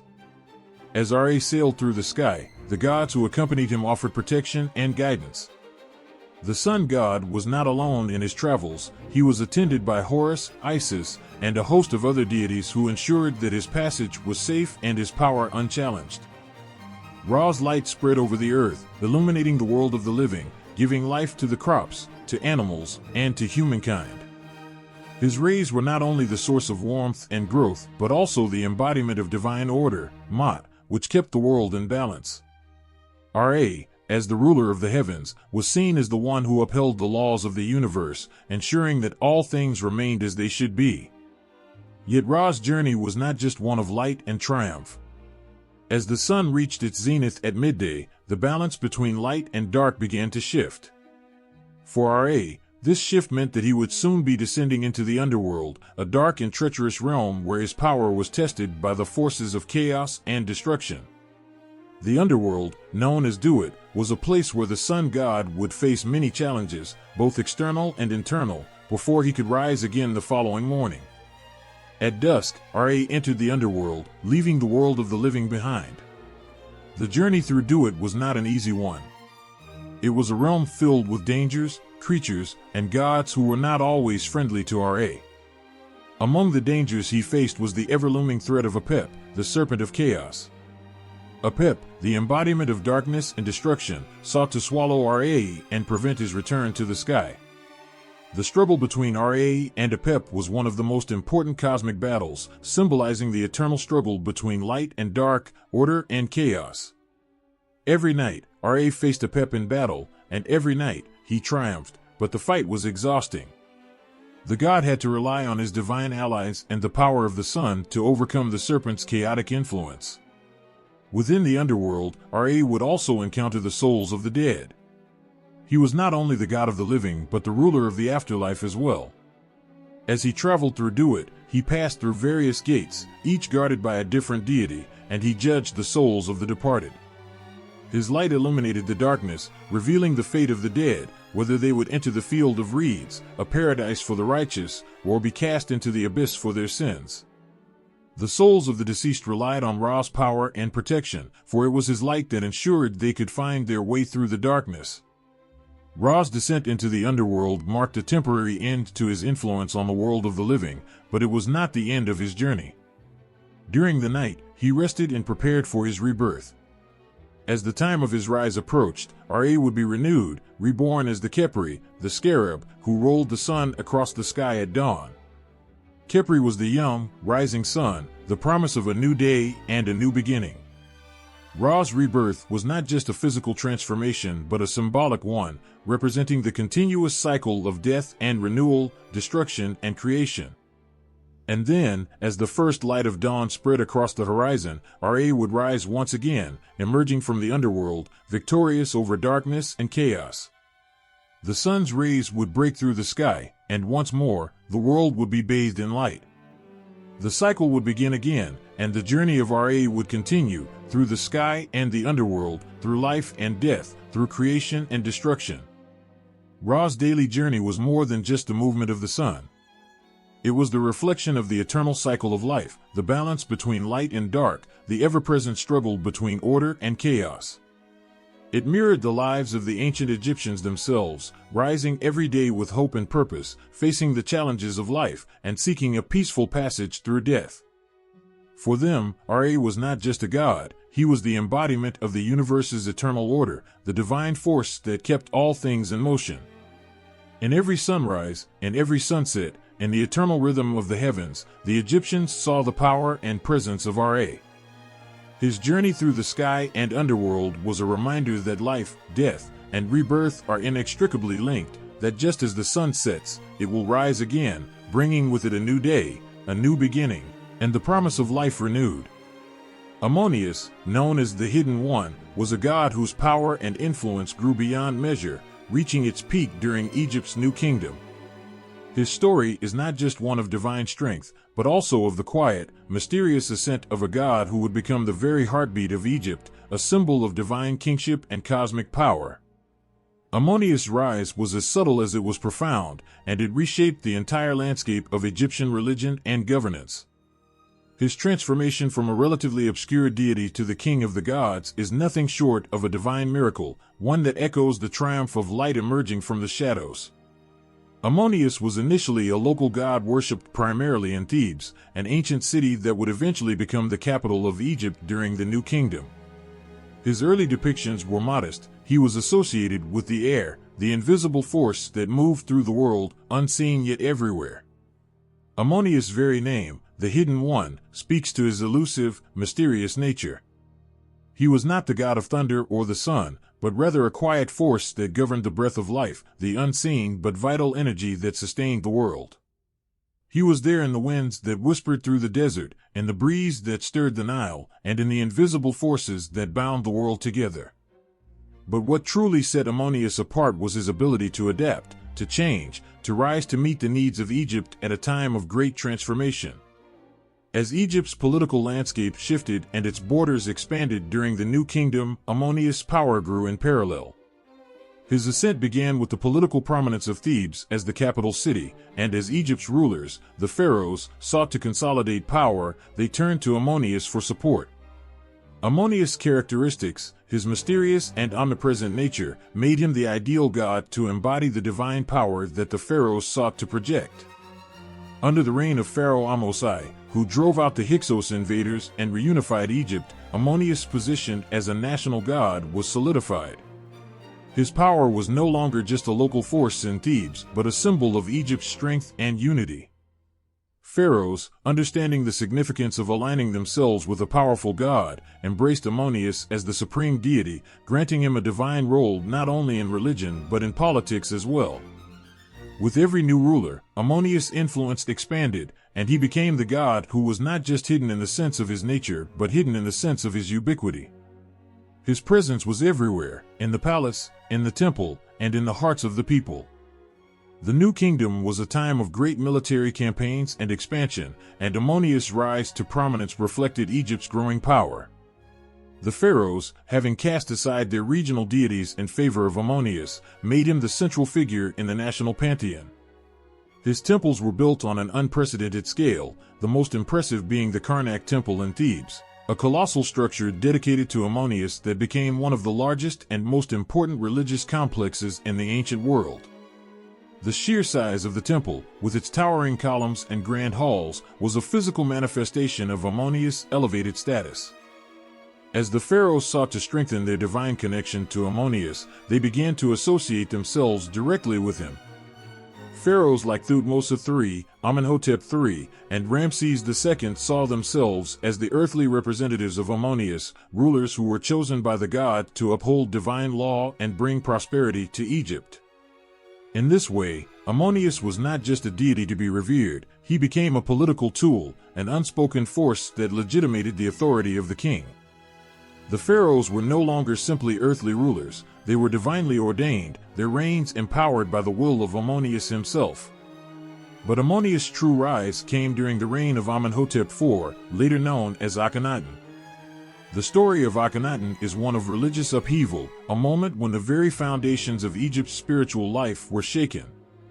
Akhenaten, in his quest to establish the worship of a single god, Atum, sought to diminish the power of Ammonius.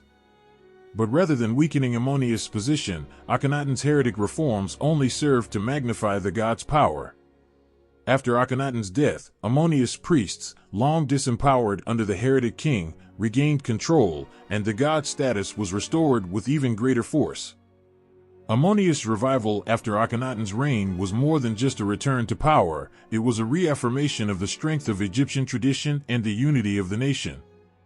Ramesses II, one of Egypt's greatest pharaohs, took Ammonius' cause to heart, not only rebuilding his temples but also placing his own image alongside that of Ammonius in numerous monuments throughout Egypt. In doing so, Ramesses solidified Ammonius' role as the supreme god of Egypt, aligning the kingdom's strength with divine favor. The pharaohs saw in Ammonius not just a god to be worshipped, but a protector, a guarantor of their rule, and a symbol of Egypt's unbreakable power. Ammonius' rise to the zenith of Egyptian religion also marked the evolution of his image. While he had once been depicted as a simple, invisible force, now he was often shown as a powerful man crowned with a double-plumed crown, holding the scepter of power.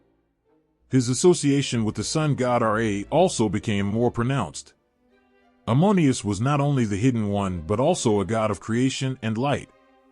He was often combined with Ra to form Ammonius Ra, a god who embodied both the secret power of the universe and the visible strength of the sun. This merging of Ammonius and Ra represents the way in which Ammonius' influence had permeated every corner of Egyptian life. He was no longer just a god of Thebes or the pharaohs, he was a god for all people. His dual nature, both hidden and radiant, reflected the dual nature of Egypt itself, the vast power of the pharaohs and the quiet strength of the land and its people. Ammonius' rise to prominence during the New Kingdom is a story of divine ascension, but it is also a story of Egypt's rise to greatness. It is a tale of how a god, once hidden in the shadows, came to define an entire civilization, shaping its politics, its culture, and its very identity. Ammonius was not just the god of the new kingdom, he was the embodiment of Egypt's eternal strength, a god whose influence would reverberate throughout the ages, a hidden force that illuminated the world. Ta, the god of creation and craftsmanship, stood as the embodiment of divine artistry in ancient Egypt. His name echoed through the stone walls of temples and the marketplaces of Thebes, Memphis, and beyond. As the creator god, Ta's influence extended into every aspect of life. He was the god who shaped the world, gave form to the unseen, and imbued the very earth with purpose and structure. His creation was not one of chaos and disorder, but of skill, precision, and divine artistry. Ta was not just a creator in the grand sense, he was the craftsman, the divine sculptor who molded both the physical and the spiritual realms into harmonious existence. Unlike many gods in the Egyptian pantheon who were associated with vast cosmic forces or natural elements, Ta's domain was grounded in the craftsmanship of the earth. He was considered the patron of artisans, builders, and metalworkers, those who shaped Egypt's grand monuments and delicate jewelry, who carved statues of gods and pharaohs, and who worked with the materials of the world to create something divine. Through Ta, every brushstroke, every chisel, and every hammer that shaped Egypt's world was blessed by divine guidance. In the great city of Memphis, Ta was worshipped as the creator god par excellence. The city, known as a center for art, craftsmanship, and industry, stood as the perfect reflection of Ta's essence. The ancient Egyptians believed that Ta created the world not through words or actions alone, but through thought and will. His creative process was quiet, deliberate, and precise. Through his mind, Ta conceived of the world in its perfect form before bringing it into existence. In this way, Ta's act of creation was the highest form of artistry, a thought, a vision, which then took shape through the hands of his artisans. The idea that Ta created through thought rather than direct physical action made him unique among the gods. According to ancient Egyptian beliefs, Ta was said to have brought the world into being by speaking it into existence through his heart and tongue. His heart, the seat of his will, held the blueprint for creation, while his tongue was the instrument that gave his will voice. The heart, as the center of intelligence and emotion, was where Ta formed the plan for all creation, and his tongue, the source of divine speech, gave this plan the power to manifest in the physical world. In this way, Ta's creativity was not bound by physical limitations. It was a divine act of intellect and will, bringing into being everything that was, is, and will be. But Ta was not just the creator of the world. He was also the craftsman god, responsible for shaping the materials that would build the world, both physical and spiritual. His craftsmanship extended to the divine statues of gods, the sacred tombs, and the monumental temples of Egypt. Ta's artisans, often priests and skilled workers, believed that through their work, they were channeling the god's will, creating not just physical objects, but sacred items imbued with divine power. The Egyptians saw their art as a form of worship, and in this, Ta's influence was unmistakable. His workshops were places of divine creation, where human hands worked alongside divine inspiration to produce works that transcended the ordinary. The connection between Ta and creation was so profound that he was often linked with other gods in the pantheon, including Atum and Ra. Ta's name was invoked in the creation myths of ancient Egypt, where he was said to have created the first gods and the foundations of the universe. He was the one who shaped the world's first temple at the dawn of creation, giving the earth structure and order. In this sense, Ta was the architect of both the physical and metaphysical aspects of the world. His creation was not just of land, sky, and water, but also of law, order, and structure. His influence extended far beyond the world of material craftsmanship to encompass the divine and the cosmic. Ta's influence on Egypt's kingship was also significant. The pharaohs, as the divine rulers of Egypt, saw themselves as the living embodiment of Ta's creativity and craftsmanship. Just as Ta had shaped the world with precision and skill, the pharaohs were expected to shape Egypt through their wisdom, artistry, and rule. Ta's priests, who served in the great temple of Ta in Memphis, were closely tied to the political power of the pharaohs.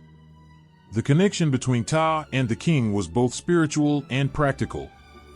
The pharaohs relied on Ta's blessing and guidance to lead Egypt to prosperity and glory, much as a craftsman might rely on the patronage of a god to bring his work to life. The great temples built in Ptah's honor were among the most magnificent in Egypt. They were not just places of worship, but symbols of divine craftsmanship. The temples, like Ptah's own creations, were intricate and complex, with every detail carefully planned and executed. The walls of these temples were adorned with carvings, paintings, and inscriptions that not only told the stories of Egypt's gods, but also displayed the fine artistry and skill that Ptah had blessed upon his people. Through these sacred spaces, the divine craftsmanship of Ptah became visible to all, a testament to his creative power. Ptah's association with creation also extended to the afterlife, where he played a pivotal role in the rebirth of the soul. In the Book of the Dead, Ptah was called upon by the deceased to ensure that they were granted a successful journey through the afterlife. Just as he had created the physical world with skill and precision, so too would he craft the path for the soul to pass from the world of the living to the eternal afterlife. Ptah's influence on the afterlife was not just about physical preservation, as seen in the embalming rituals, but also about the spiritual shaping of the soul, guiding it through the trials and tribulations of the underworld to its final resting place in eternity. His symbol, the Djed pillar, represented stability and endurance, qualities that were essential not only in the physical world but in the spiritual realm as well. It was said that Ptah's hand was involved in the stabilization of the universe, ensuring that all things remained in balance. The Djed pillar was a symbol of resurrection, linking Ptah's role in creation with his power over death and rebirth. Ptah was not just a creator in the sense of building and shaping, he was also a god of wisdom, intellect, and planning. His work was not impulsive or chaotic, it was deliberate, well thought out, and executed with careful precision. He gave form to the world and everything in it, from the gods themselves to the great cities of Egypt, from the smallest artisan's tool to the grandest temple. His artistry was not just a reflection of human ability but of the divine intelligence and creativity that shaped the universe. Through Ptah, the Egyptians understood that creation was not a mere act of will, it was the work of skilled hands, guided by divine wisdom, that brought the world into being and ensured its continued existence. Thoth, the god of wisdom, knowledge, and writing, was the divine scribe who stood as the intermediary between the gods and humanity. His name, whispered with reverence by scribes and scholars across ancient Egypt, was synonymous with intellect and mastery over language. Thoth was more than just a god of knowledge, he was the keeper of the universe's secrets, the one who wrote the very laws of existence and served as the protector of sacred order. His role was not simply to record or preserve wisdom, but to guide the cosmos itself with the power of his intellect and the elegance of his writing.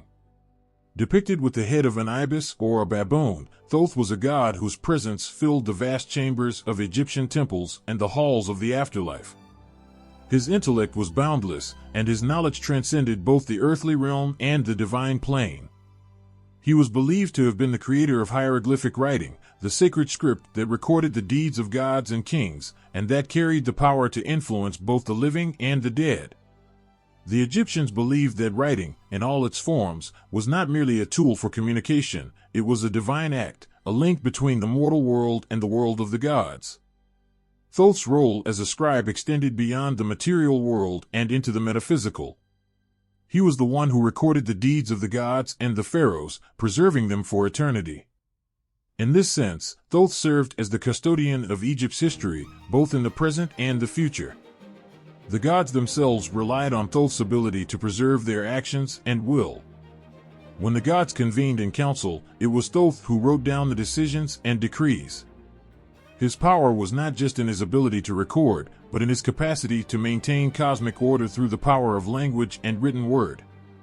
Thoth was also the one who wrote the Book of the Dead, the sacred text that guided the souls of the deceased through the perilous journey to the afterlife. It was Thoth's wisdom that helped the soul navigate the trials of the underworld, ensuring that they were granted safe passage into the afterlife. As the god of writing, he was also the one who kept the Book of Life, a record of the deeds of the living and the dead, weighing the hearts of the deceased against the feather of Ma'at, the goddess of truth and justice, to determine their fate. This judgment was one of the most important moments in the afterlife, and it was Thoth who recorded the results, ensuring that the balance of truth and justice was maintained. While Thoth was associated with writing and knowledge, his wisdom extended far beyond the written word. He was the god of all things intellectual, mathematics, astronomy, medicine, and law. The ancient Egyptians saw him as the one who governed over the rational, logical forces of the universe. Thoth's mastery over numbers and calculations was believed to have shaped the patterns of the stars and the cycles of time. As the keeper of time, Thoth was said to have devised the very calendars that guided the movements of the seasons and the rituals of the Egyptian people.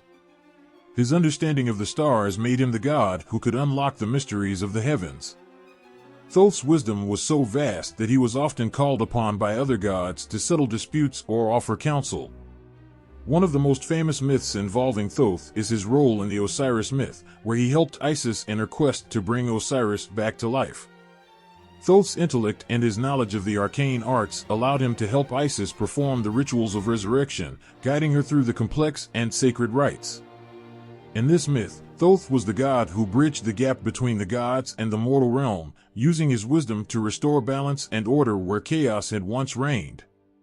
Thoth was also known as a mediator, a diplomat who could balance the forces of light and darkness, order and chaos, life and death.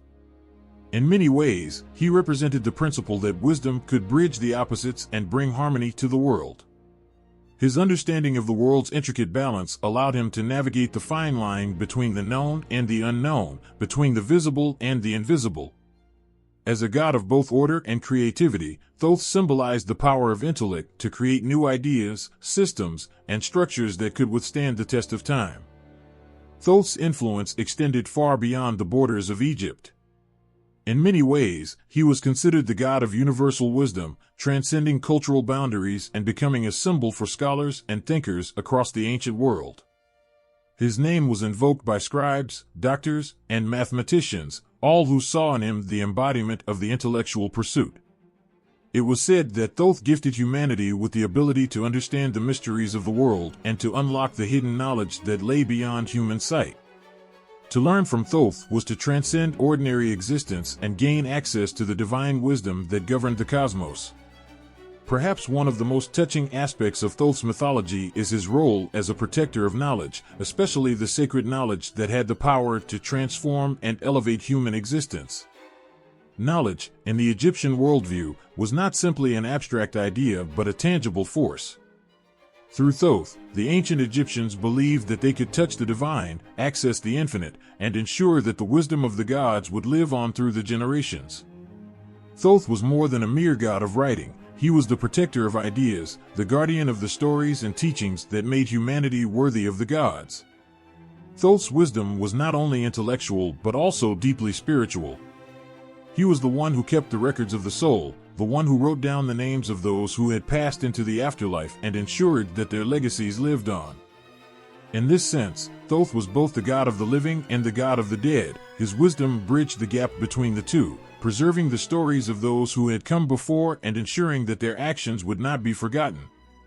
He was the keeper of both time and memory, an eternal presence that linked the past, the present, and the future. To the ancient Egyptians, Thoth was not just a god to be worshipped, he was a god to be sought out for guidance, a deity whose wisdom transcended all boundaries. Whether through the written word, the arts, or the mysteries of the universe, Thoth represented the power of the intellect and the divine understanding that came from it.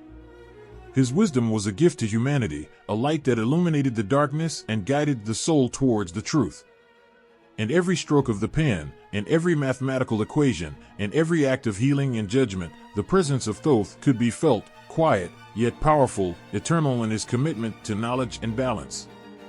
Hathor, the goddess of love, joy, music, and fertility, was the embodiment of warmth, beauty, and divine joy. To the ancient Egyptians, she was more than just a goddess, she was a source of life and an eternal force that brought happiness, pleasure, and harmony to the world. Her presence was felt in every note of music, in every embrace between lovers, and every moment of joy that filled the hearts of mortals. Hathor was the divine mother, the goddess who nurtured life and celebrated the beauty of existence itself. Her name was often spoken with reverence and affection, for Hathor was a goddess who brought abundance, sweetness, and peace to every aspect of life. With her cow's ears and the sun disk between her horns, Hathor radiated a beauty that was both nurturing and powerful. She was the protector of mothers and children, the goddess who watched over the home and family, and the one who ensured that life flowed smoothly with love, laughter, and joy. Hathor's love was not limited to humans, it stretched to encompass all of creation, from the smallest plant to the grandest star in the sky. Hathor's role as the goddess of love extended to all forms of affection, from the tender love between a mother and her child to the passionate love between two souls. It was said that Hathor's influence was so strong that her very presence could bring people together, filling hearts with warmth and affection. Her name was invoked in wedding ceremonies, in times of celebration, and in moments of intimacy, for she was the one who bestowed the blessing of love and connection upon all who called upon her. Hathor, the bringer of joy, made life's sweetest moments possible. But Hathor's love was not just about romantic connection. She was also the goddess of fertility, the divine force that helped crops to grow and families to thrive. She was the protector of women in childbirth, the one who guided them through the sacred process of bringing new life into the world. Her role as the mother goddess was central to her worship, and she was often depicted as a nurturing cow, symbolizing her role as the one who fed and cared for her children. In this way, Hathor was not just a goddess of abstract love, she was a practical, hands-on deity who ensured that life was sustained in both the physical and spiritual realms. Her association with motherhood was also seen in her role as the cosmic mother. Hathor was believed to have been the mother of many important gods, including Horus and Ra.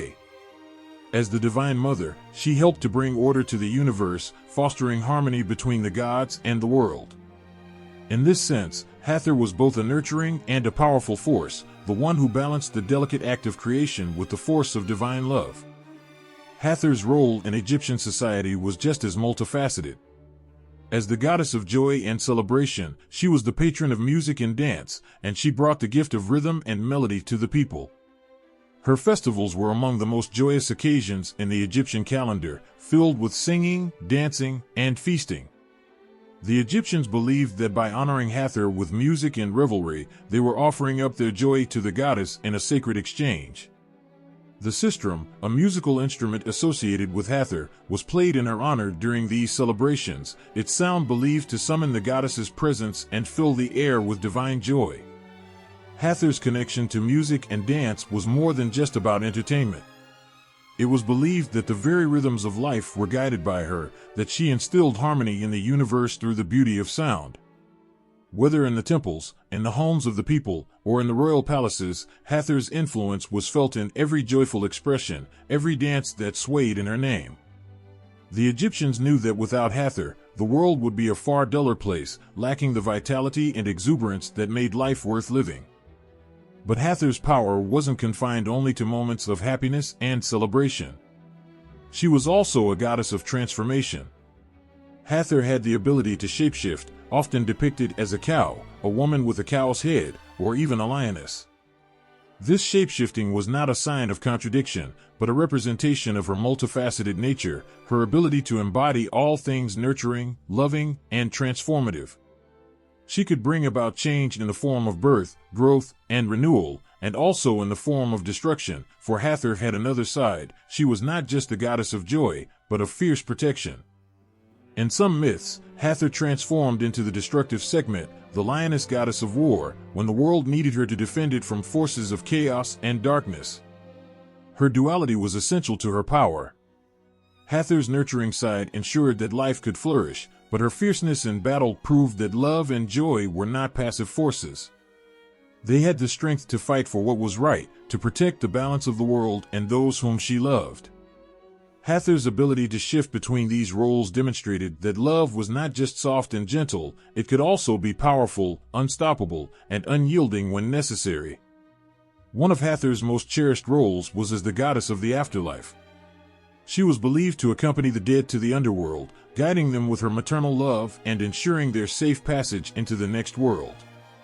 As the one who welcomed the deceased into the afterlife, Hathor's love was not limited to the living. She embraced those who had passed on, ensuring they were cared for in their journey beyond the mortal realm. Her nurturing energy provided comfort to the souls, and her protection allowed them to find peace in the afterlife. In this way, Hathor's love was eternal, reaching beyond life and death, offering solace and guidance to all who needed it. Hathor was also closely connected with the sun god Ra. In some myths, she was his daughter, born from his radiant light. As the daughter of the sun, Hathor's love was tied to the warmth of the sun itself. Her energy brought light to the world, and it was through her that the earth received the sun's gifts of life and warmth. Hathor's love was not only that of a mother or lover, it was the force that connected all beings to the source of life, the divine sun that gave them existence. Her temples, scattered throughout Egypt, were places where people could come to bask in Hathor's light. To be in her presence, to receive her love, was to feel at peace with the world. The walls of her temples were adorned with images of the goddess in all her forms, her beauty, grace, and power captured in stone. Her devotees came to worship her not just for what she gave them, but for the feeling of joy and serenity that radiated from her. In every act of love, every joyous celebration, every mother's embrace, Hathor's presence could be felt. She was the goddess who turned life's simplest moments into sacred ones, who brought harmony, fertility, and music to the world. Hathor was more than a goddess, she was the heart of Egypt, the embodiment of everything pure and beautiful in life. Without her, the world would have been a place of emptiness. With her, the world sang, danced, and thrived. Sekhmet, the lioness goddess of war, destruction, and healing, stood as a fierce protector of order in the world of the gods. Her name alone struck fear into the hearts of her enemies, for Sekhmet was a force of nature, a being who could both devastate and heal, all with the same overwhelming power. Her form, a woman with the head of a lioness, symbolized her dual nature, the nurturing mother capable of fierce protection and the unstoppable warrior who would tear through any threat to Ma'at, the sacred balance of the universe. When the gods needed someone to defend cosmic order, it was Sekhmet they called upon. She was the protector of Ma'at, the divine principle of truth, justice, and harmony. As the guardian of this sacred order, Sekhmet was entrusted with the responsibility of ensuring that chaos and disorder would never rule the earth. To those who threatened the balance of the universe, Sekhmet was not just an enemy, she was a judgment, an unstoppable force that would deliver retribution in the most terrifying of ways. Her role as the avenger of chaos was most evident in the myth of Ra. When the sun god Ra grew old and his power began to wane, humanity turned against him, and the world descended into chaos. In his fury, Ra sent Sekhmet to punish the disobedient mortals. She swept across the earth in a blaze of fury, a lioness on a hunt, destroying everything in her path. Her wrath was so intense, so all-consuming, that it threatened to bring about the end of the world itself. Sekhmet, in her rage, would not stop until every last trace of rebellion was erased. It was only through a clever trick that Ra was able to pacify her. He ordered his followers to brew a vast amount of red beer, which Sekhmet drank, mistaking it for blood. Drunk on this beverage, she was lulled into a deep sleep, and thus, the world was spared from her unstoppable wrath. But Sekhmet's fury was not something that could simply be quelled by alcohol or distraction. It was a primal force, born from the very core of creation, and it could be unleashed at any moment when the balance of Ma'at was threatened. Sekhmet's wrath was not mindless, it was a righteous anger, a force that struck with precision and purpose. In battle, Sekhmet was unstoppable, her enemies were no match for her strength, her speed, or her lethal determination. The ancient Egyptians believed that Sekhmet's breath could scorch the earth, her roar could shake the heavens, and her claws could rend mountains. Yet, in contrast to her terrifying aspect, Sekhmet was also revered as a goddess of healing. Her destructive power was balanced by her ability to heal the wounded and restore life. It was said that Sekhmet possessed the power to cure ailments, ease suffering, and bring comfort to those in pain.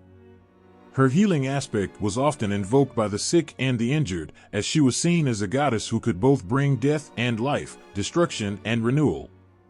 In this way, Sekhmet symbolized the cyclical nature of the world, where death and rebirth were two sides of the same coin. Her role as a healer was especially significant during times of war or illness. When battles raged, it was Sekhmet who was called upon to mend the broken, to restore those who had fallen in the heat of combat. Her healing powers were as potent as her wrath, and she was believed to possess the ability to restore not just the body, but the spirit. It was said that Sekhmet could take away a person's pain and replace it with strength, making them whole again. Her nurturing side, often hidden beneath the ferocity of her lioness form, was as integral to her identity as her fearsome warrior nature. Sekhmet's duality was also reflected in her association with the sun god Ra. She was often depicted as Ra's daughter, his fierce emissary who carried out his will and upheld his divine order. In this sense, Sekhmet was both a part of Ra's light and his wrath. As the embodiment of Ra's fiery energy, Sekhmet could bring both light and destruction in equal measure. The sun, which gave life to the world, was the same force that could scorch the earth when misused. In this way, Sekhmet's violent tendencies were not seen as a flaw, but as a necessary force to maintain balance. She was the shield of Ra's power, a being who would defend the sun god's domain from all who sought to disrupt it. But Sekhmet was not only the protector of Ra's domain, she was the protector of all of Egypt. The ancient Egyptians believed that she watched over their land, ensuring that it remained free from chaos and disorder. It was said that Sekhmet's influence was felt in the heat of the desert sun, where her scorching power radiated across the earth. She was the goddess of the lioness, and in the wilds of the Egyptian desert, she was said to rule. Her strength was unmatched, her courage unwavering, and her will unbreakable. Sekhmet's power was also reflected in the military might of the Egyptian army. Pharaohs and warriors would often invoke her name before battle, asking for her strength and protection. It was believed that with Sekhmet's blessing, they would be victorious, for she was the ultimate warrior, the one who knew the ways of battle better than any mortal. Her fierce loyalty to Ra and Mot made her an ideal protector of Egypt's borders and her armies. For the ancient Egyptians, Sekhmet represented not only the power to protect, but the power to conquer. She was the goddess who would strike fear into the hearts of their enemies, sending them fleeing before her might. Her cult was widespread, and many temples were dedicated to her worship throughout Egypt, especially in Thebes. Priests and priestesses who served her would often perform rituals to invoke her protection, asking for her strength in times of need. Sekhmet was honored as a goddess who could guide her followers through times of hardship and suffering. She was the embodiment of both destruction and protection, the goddess who could bring an end to what was no longer needed and protect what was sacred. Sekhmet's legacy extended far beyond her role as a warrior goddess. She represented the eternal struggle between order and chaos, the balancing forces that governed the cosmos. She was both the sword and the shield, the force that could destroy to make way for creation. Her rage was a reminder of the importance of maintaining Mot, of ensuring that the world did not fall into the grip of disorder. And yet, in her dual nature, she also reminded the people of Egypt that healing and destruction were intertwined, that life and death were part of the same divine cycle. Sekhmet's image, with her fierce lioness head, struck awe and reverence into those who saw it. She was not a goddess to be feared simply for her wrath, but respected for the balance she brought to the world. The lioness, in all its power and majesty, was both a symbol of the goddess's fierce protective nature and her ability to defend the divine order of the universe. Sekhmet was the goddess who stood between Mot and Isfet, chaos, ensuring that one never overtook the other, and that the sacred harmony of the world was never broken. Sekhmet was, and always will be, the embodiment of divine strength, a protector who could strike down with the fury of a lioness or heal with the gentle touch of a mother. Her legacy continues to inspire those who seek justice and balance, reminding the world that sometimes, to protect the peace, destruction must come first. Bastet, the beloved feline goddess of Egypt, was both a symbol of grace and ferocity, a deity whose dual nature captured the essence of life's complexity. Known for her protective and nurturing qualities, she also embodied the fierce and untamable spirit of the lioness. Bastet's name alone evokes images of sleek, powerful cats, creatures that moved with both elegance and deadly precision. But there was far more to Bastet than her graceful feline form. She was a goddess who inspired devotion, respect, and awe, her influence stretching across both the hearth and the battlefield. Her most common representation was that of a woman with the head of a lioness or domestic cat, her eyes reflecting the wisdom of a lioness, yet her movements were graceful and fluid, like the domestic cat she also embodied. This duality in her imagery mirrored her role as both a protector and a nurturer, the fierce lioness guarding her loved ones and the gentle cat providing comfort, solace, and a loving presence. It was said that Bastet could be both a warrior and a mother, capable of bringing peace to the home and victory to the battlefield. Bastet's association with home and family made her a deeply beloved goddess in Egyptian society. She was the goddess of domesticity, motherhood, and fertility, ensuring the safety and well-being of families. She was often invoked by women in childbirth, who sought her protection and assistance in bringing new life into the world. Bastet was a mother figure, embodying both the nurturing care of a parent and the strength necessary to defend one's loved ones. As the protector of the home, Bastet ensured that families would thrive, free from harm and chaos, and her presence was seen as a safeguard against evil spirits or any misfortune that threatened domestic life. But Bastet's role as a protector extended far beyond the confines of the home. As a lioness goddess, she was a fierce warrior, called upon to defend Egypt against enemies both mortal and supernatural. Her fierce side was symbolized in the earlier depictions of her as a lioness, a figure known for her brutal strength and unyielding courage. In times of war, the people of Egypt would invoke Bastet's name, asking for her strength and valor to help them overcome their foes. With the swiftness of a predator and the sharpness of her claws, Bastet was believed to bring victory in battle, striking down those who dared to challenge her realm. Her dual nature also represented a delicate balance between gentleness and fury, which was crucial to her role as the goddess of justice. As a mother and protector, she ensured that love and peace reigned within the home, but as a lioness, she could turn the tide of a conflict with the snap of her claws, unleashing her wrath to protect her people. Bastet's followers saw this balance as vital, knowing that to protect life and harmony, one sometimes had to fight fiercely against those who threatened it. It was said that her wrath, when called upon, was swift and sure, like a storm breaking upon those who sought to bring harm to the innocent. Bastet's connection to the sun made her a symbol of vitality and energy. Though Ra was the sun god, Bastet shared in his radiance, representing the life-giving force of the sun, particularly in its more nurturing, protective aspects. She was often described as the daughter of Ra, the bright light of the sun that filled the world with warmth and light. Her energy was associated with the golden rays of the sun, and it was believed that she could heal and restore life with the same warmth and radiance. In this way, Bastet was more than a goddess of protection, she was also a goddess of renewal, providing vitality and energy to all who were in need of it. She was also a goddess of music and joy, deeply connected to the sounds of celebration, dancing, and feasting. In her temples, music filled the air, as her devotees celebrated her through song and dance. Bastet was associated with the sistrum, a sacred instrument that played an important role in the religious rituals dedicated to her. The sistrum's distinctive sound was believed to invoke the goddess's presence, creating an atmosphere of happiness and celebration. During festivals in her honor, the air would vibrate with the joyous sounds of music, and the streets would be filled with people dancing and celebrating the gift of life. These festivals were a reflection of Bastet's nurturing side, as she was seen as a goddess who brought joy to the people and lifted their spirits. The transition from Bastet's earlier, more violent depictions as a lioness goddess of war to her later, more domestic and gentle form as a cat goddess symbolized the broader shifts in Egyptian society. As Egypt became more stable and peaceful during the later periods of its history, Bastet's image softened, reflecting the increasing importance of domestic harmony and feminine power in the Egyptian worldview. Yet even in this gentler form, her protective nature remained. The domestic cat, after all, was no less a fierce protector than its wild counterpart.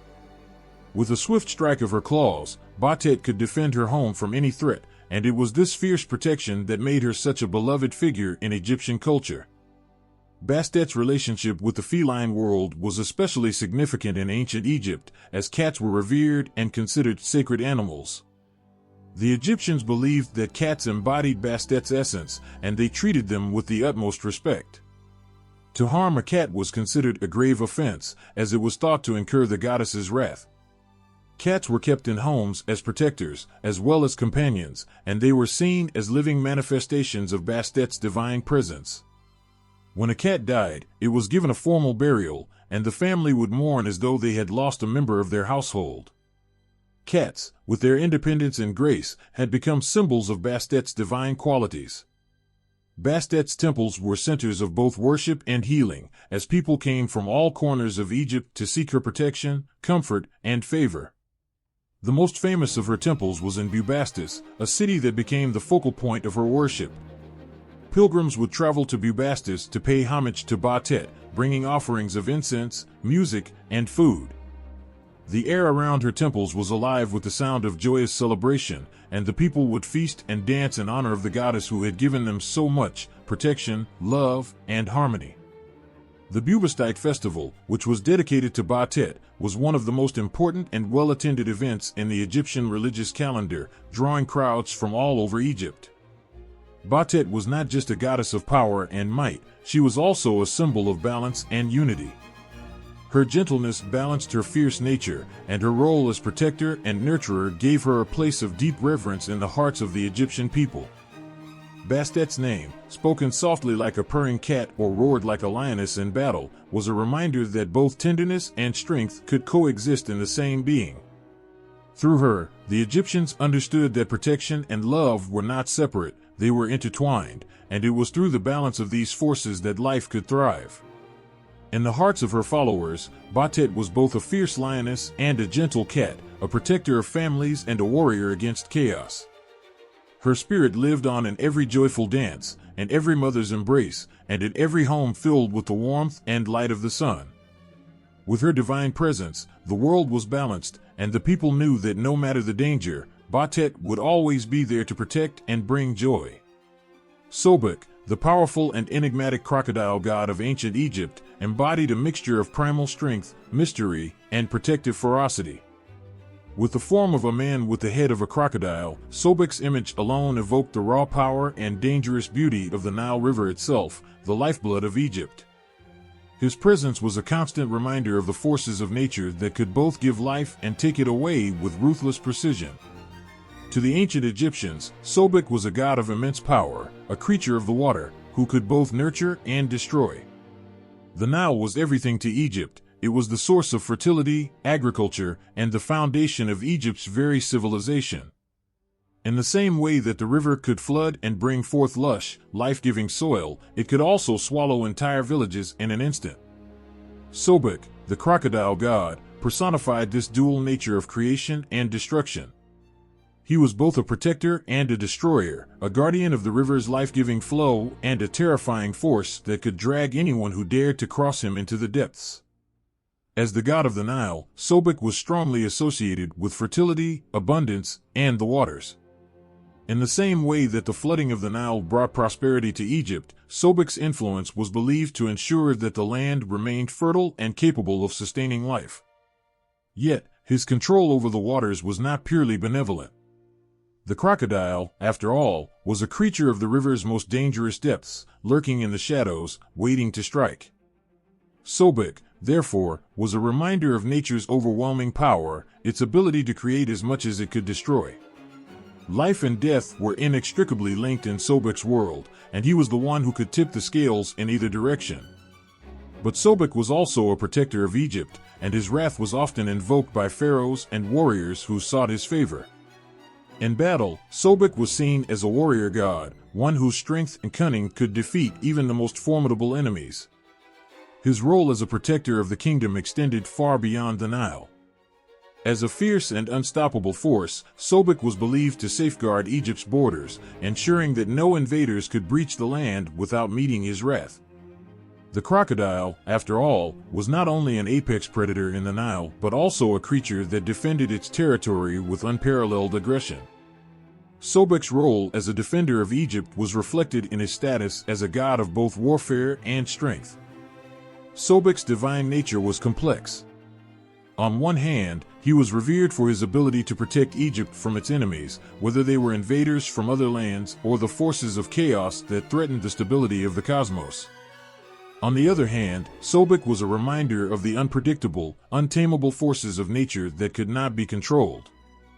He was both a protector and a destroyer, a force that acted in accordance with the ever-changing flow of the river and the world around him. In Egyptian mythology, Sobek was often associated with Ra, the sun god, as one of the deities who helped maintain the cosmic order. In some myths, Sobek was said to have been a key figure in the creation of the world, emerging from the primeval waters of Nun at the dawn of creation. His very presence at the beginning of time symbolized the raw, chaotic power that was needed to shape the world. Sobek, in his primal form, represented the waters of the cosmos, uncertain, unpredictable, and capable of immense transformation. Without his presence, the world could not have been brought into being. However, Sobek's relationship with Ra was not without its complexities. While Sobek was a divine protector, he was also a god who acted in accordance with his own instincts and desires. He was not a god who could be easily predicted or controlled, and his nature often mirrored the untamable forces of nature itself. In this sense, Sobek was a god who represented both the order and chaos of creation. His unpredictable nature made him a powerful ally, but also one that demanded respect. He was not a god who could be taken lightly. Sobek's cult was widespread across Egypt, and his temples were located in various regions, particularly in the Fayum region, which was home to one of the most prominent centers of Sobek worship. The most famous temple dedicated to Sobek was in the city of Crocodilopolis, modern-day Fayum, where he was honored with grand festivals and offerings. Here, he was not only worshipped as a powerful god of war and protection, but also revered as a deity who could bring prosperity to the land through the flooding of the Nile. The people of this region saw Sobek as a benevolent god who could grant them fertility, wealth, and a bountiful harvest, as long as they respected the balance of nature and the power he held. One of Sobek's most fascinating qualities was his role in the practice of healing.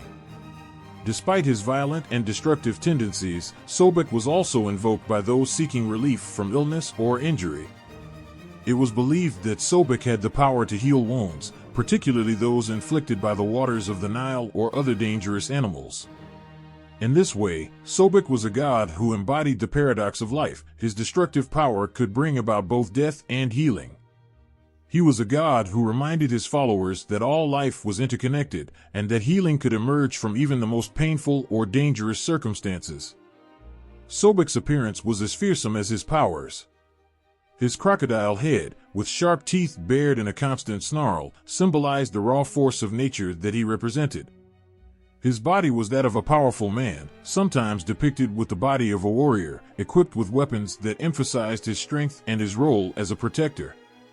Yet his animalistic features, especially his crocodile head, conveyed the fearsome and untamable aspects of his personality.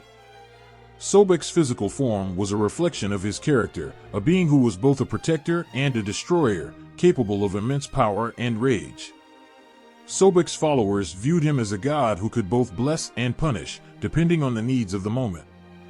His presence in their lives was a reminder of the ever-present force of nature, an unpredictable force that could either bless the land with abundance or bring forth destruction without warning.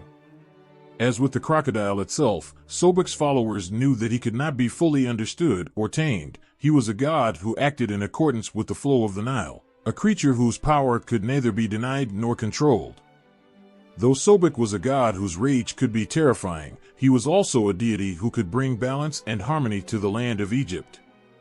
Like the crocodile in the Nile, Sobek was both a destroyer and a creator, a force that acted according to the demands of the moment.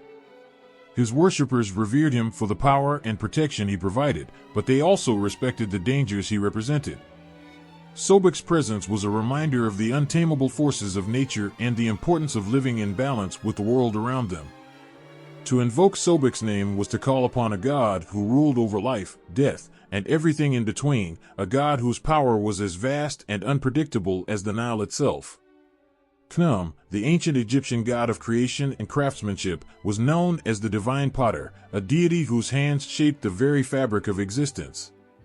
Depicted as a man with the head of a ram, Khnum was more than just a god of pottery. He was a creator god, a maker of life itself, working tirelessly at his potter's wheel to mold the souls of the living and the shape of the world. In the myths of Egypt, Khnum's hands were responsible for bringing forth both the forms of humans and the endless cycles of the natural world, from the flooding of the Nile to the very act of birth. In ancient Egyptian culture, the act of creation was sacred, and Khnum was considered one of the foremost deities involved in shaping the universe. He was thought to have fashioned humanity from clay, forming every individual on his will before the souls were placed in the bodies. He was also credited with creating the Nile itself, its waters and fertile silt, which enabled Egypt to flourish year after year. Khnum was the god who molded the river's waters, weaving them into the fabric of life in Egypt. The Nile's floods, which brought life to the parched land, were seen as the work of his divine hands. Just as the river brought the promise of abundance, so too did Khnum bring forth the promise of creation, rebirth, and sustenance. Khnum's image as a ram-headed god symbolized his connection to the fertile, creative forces of nature. The ram was a symbol of strength, virility, and fertility, qualities that reflected Khnum's ability to create life and shape the world. His role as a potter was a powerful metaphor, not just for crafting physical forms, but for creating life in all its complexity. The potter's wheel was the tool through which he shaped existence itself, turning raw materials into something that had purpose and form. His hands were said to guide the destinies of both men and gods, molding them according to the needs of the world. The Egyptians believed that Khnum's craftsmanship was responsible for maintaining the balance of the cosmos. Without him, they thought, nothing could exist in its proper form. Everything, from the smallest creatures to the gods themselves, had to be carefully shaped, molded, and balanced by Khnum. The god's influence extended beyond just physical creation. He was also a protector of order, ensuring that each being was placed exactly where they belonged in the grand scheme of the universe. The precision and care that Khnum took in his work were seen as a reflection of the divine order that he upheld. In addition to his role as a creator of human life, Khnum was also associated with the preservation of life. In one of his key roles, Khnum was believed to guard the waters of the Nile, ensuring that the river's flow remained steady and its floods, which brought fertility to the land, were timed perfectly. The annual inundation of the Nile was central to Egyptian agriculture, and Khnum was seen as its divine architect, carefully managing the waters that would nourish crops and sustain the population. Without his intervention, the Egyptians believed, the Nile's floodwaters would not arrive in the right season, and life would fall into chaos. Khnum's importance as a god of creation was so deeply ingrained in Egyptian society that he was not only a protector of life, but also a god of rebirth. It was believed that at birth, a child's soul would be formed by Khnum at his potter's wheel. He would craft the soul and body, ensuring that each individual was given the life force necessary for their journey on earth. In this sense, Khnum was not only a creator but also a sustainer of life, a god who ensured that the cycle of birth, life, death, and rebirth continued without end. His role in this process was as intimate as it was cosmic. He wasn't just responsible for shaping the world, but for ensuring that it could regenerate and renew itself. Khnum's influence reached far beyond the realms of creation and rebirth. He was also invoked for healing, especially in relation to the spiritual and physical well-being of individuals. He was believed to be a god who could mend broken bodies, much like he shaped and reformed clay. In this way, Khnum represented the divine healing that was necessary for the continuation of life. His followers saw him as a god who could take what was broken and remold it, restoring it to its rightful form. This power to heal and restore was considered one of the highest aspects of Khnum's divinity, showing that, in his hands, life could always be remade. Khnum was also closely associated with the god of the underworld, Osiris. In many of the Egyptian creation myths, Khnum is depicted as working alongside other gods to ensure that the cycle of life, death, and rebirth continued harmoniously. Osiris, as the god of the afterlife, was believed to rely on Khnum's powers to ensure that the souls of the deceased were properly nurtured and guided. Khnum's creative influence extended not only to the living but also to the dead, as he helped to craft the vessels that would carry souls to the afterlife, protecting them as they passed through the realms of the dead. Khnum's role in both life and death reinforced his importance in maintaining the cosmic balance. Temples dedicated to Khnum were built in places that were seen as sacred and associated with water. His main temple was in the city of Esna, located along the Nile. Here, his followers would offer prayers and sacrifices to honor the god who had shaped their lives. In Esna, Khnum was revered as the god who brought the very floodwaters that made agriculture possible and gave Egypt its prosperity. The city was considered a key center of worship for this potter god, and in it, many festivals were dedicated to honoring his role in creation and the fertility of the land.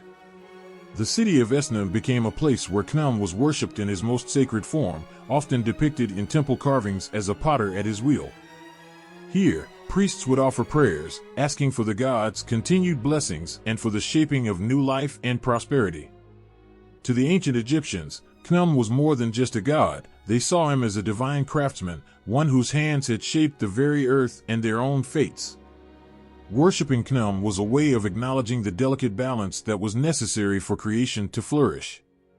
Without the careful, loving craftsmanship of the potter god, the Egyptians believed their world would crumble into chaos.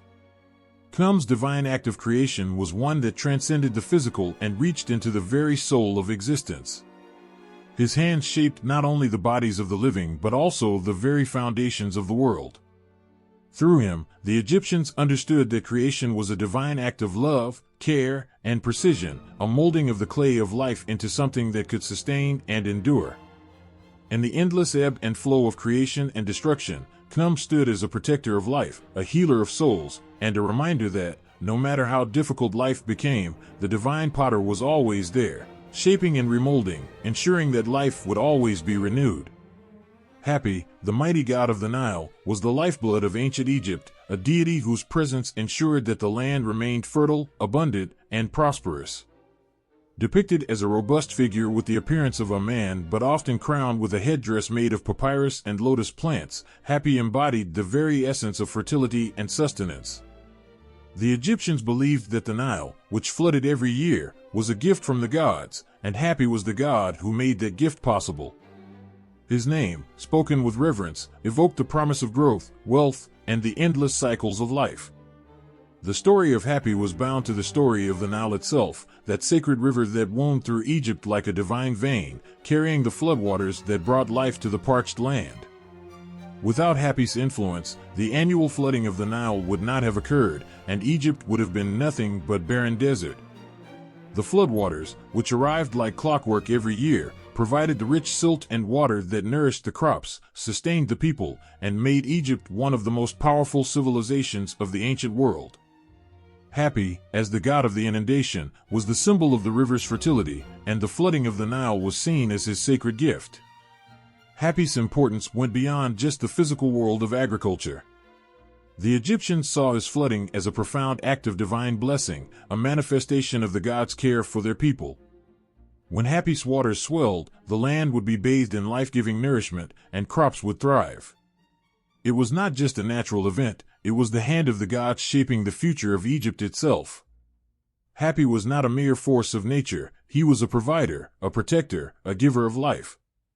His influence was felt in every grain of wheat that grew, every fruit that ripened, and every person who survived the harsh desert climate of Egypt. Without Hapi's annual gift, the people of Egypt knew that they would not survive. The flood of the Nile, a phenomenon that had sustained Egypt for millennia, was sacred. As the waters rose each year, so did the sense of gratitude, reverence, and awe toward Hapi. The flood brought not only food but a sense of renewal. It washed away the old, preparing the land for new life. In the eyes of the Egyptians, Hapi's flood was a ritual, an act of divine generosity that mirrored the eternal cycle of death and rebirth. To them, it was as if the gods themselves were reaffirming their commitment to the land, ensuring that Egypt would always have what it needed to survive and thrive. The festivals held in honor of Hapi were grand affairs. People would gather along the banks of the Nile to offer sacrifices and prayers, thanking Hapi for his gift and hoping for another fruitful year. The people would present offerings of grain, flowers, and precious metals, giving thanks for the bounty that the river brought. The Egyptians would celebrate in a spirit of unity, recognizing that the flood, and the divine force behind it, connected them all, regardless of status or wealth. The festival was a reminder that Egypt's prosperity was not just due to human effort but to the blessing of the gods, with Hapi at the center of it all. Hapi was seen as both benevolent and powerful. His floodwaters could nourish, but they could also be overwhelming.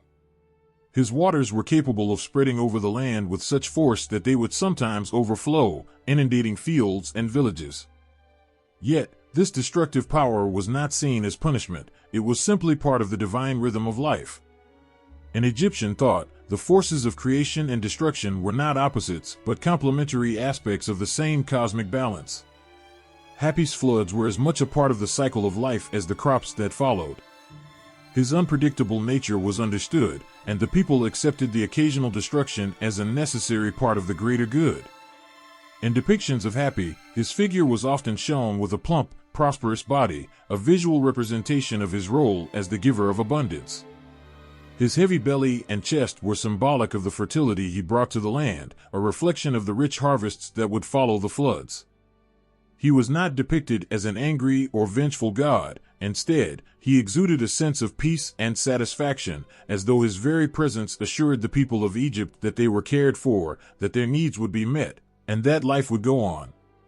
His role in Egyptian religion was not just as a provider of physical sustenance, but as a symbol of hope, a divine reminder that the cycle of life would continue, no matter what challenges lay ahead.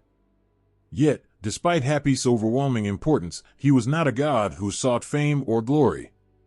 He was a quiet deity, working behind the scenes, ensuring that life would continue on its course. He was as much a part of the land as the river itself, and his impact was felt in every corner of Egypt, from the grand temples to the simple homes along the Nile. In a way, his quiet service to Egypt's prosperity made him even more beloved. The Egyptians did not need to call attention to Hapi's role because it was so essential, so fundamental to their lives, that it was understood. They took comfort in his constancy, in the assurance that as long as the Nile flowed, Hapi's blessings would never cease. Hapi's connection to the Nile was central to his identity, but he was also part of a wider pantheon of gods who worked in tandem to create the world as the Egyptians knew it. He was closely associated with Osiris, the god of the afterlife, as both gods were concerned with the fertility of the land and the renewal of life. While Osiris governed the realm of the dead, Hapi ruled over the cycle of life on earth, and their roles were seen as complementary. Osiris' reign was one of eternal life, and Hapi's was one of the ever-renewing cycles of nature.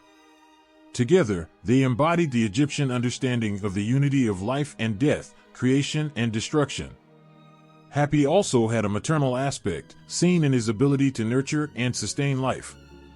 He was often invoked by women seeking to conceive, and his presence in the Egyptian pantheon emphasized the importance of nurturing and sustaining new life, both in the physical world and in the spiritual realm. Just as the floodwaters brought life to the land, so too did Hapi's divine essence bring new beginnings to the people of Egypt. He was the god who ensured that life would always find a way to continue, generation after generation, under the eternal watch of the gods. To the ancient Egyptians, Hapi was not just a god of water, he was a symbol of hope, prosperity, and divine generosity. Without him, there would be no Egypt, no abundance, no life.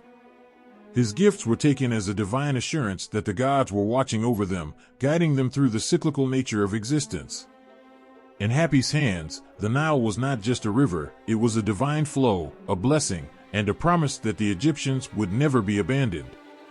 The flood would always come, and with it, the certainty that the land would live on, ever fertile, ever abundant, ever blessed. Tauret, the fierce yet nurturing hippo goddess of ancient Egypt, was a symbol of protection, fertility, and motherhood. Her image, a powerful fusion of a hippopotamus, a lioness, and a crocodile, conveyed both the ferocity and tenderness that lay within her essence.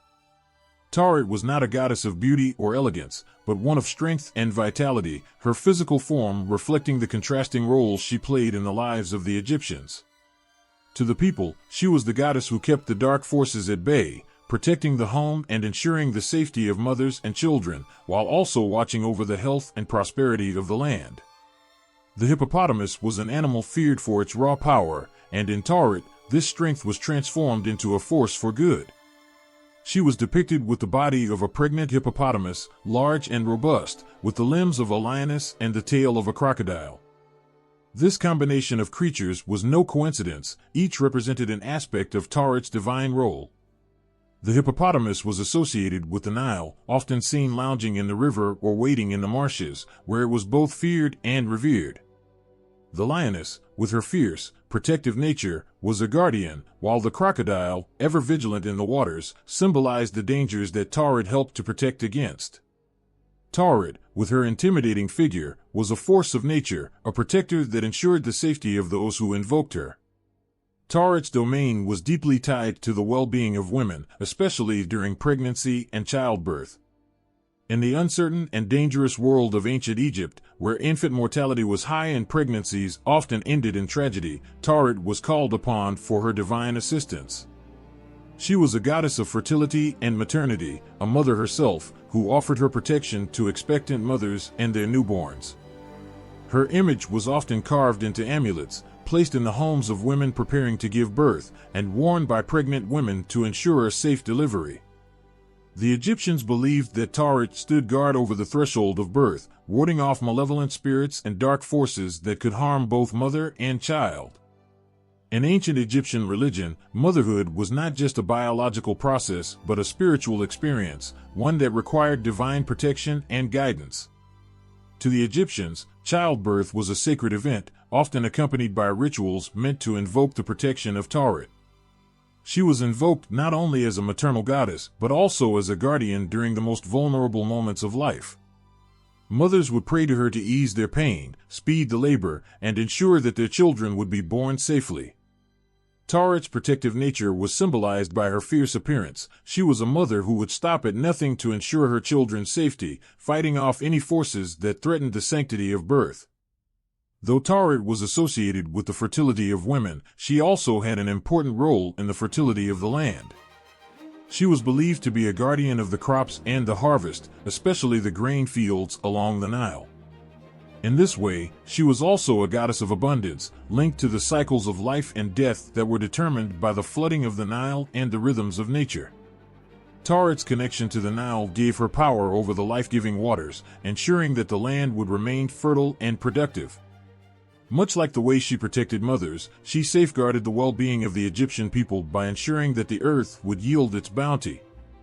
But Tauret's fierce and protective nature was not just reserved for mothers and children. She was also a guardian of the home, the most sacred space in Egyptian life. Homes were seen as microcosms of the universe, and Tauret was there to protect families from all manner of harm, whether from malevolent forces or the dangers that lurked in the night. She was believed to be a household deity, ensuring that families would be safe from disease, misfortune, and enemies. The image of Tauret was often displayed at doorways or in the corners of homes to offer her protection over the domestic sphere. Her presence was thought to keep away spirits and demons that might seek to bring harm to the family. Despite her fierce appearance, Tauret was also a goddess of joy.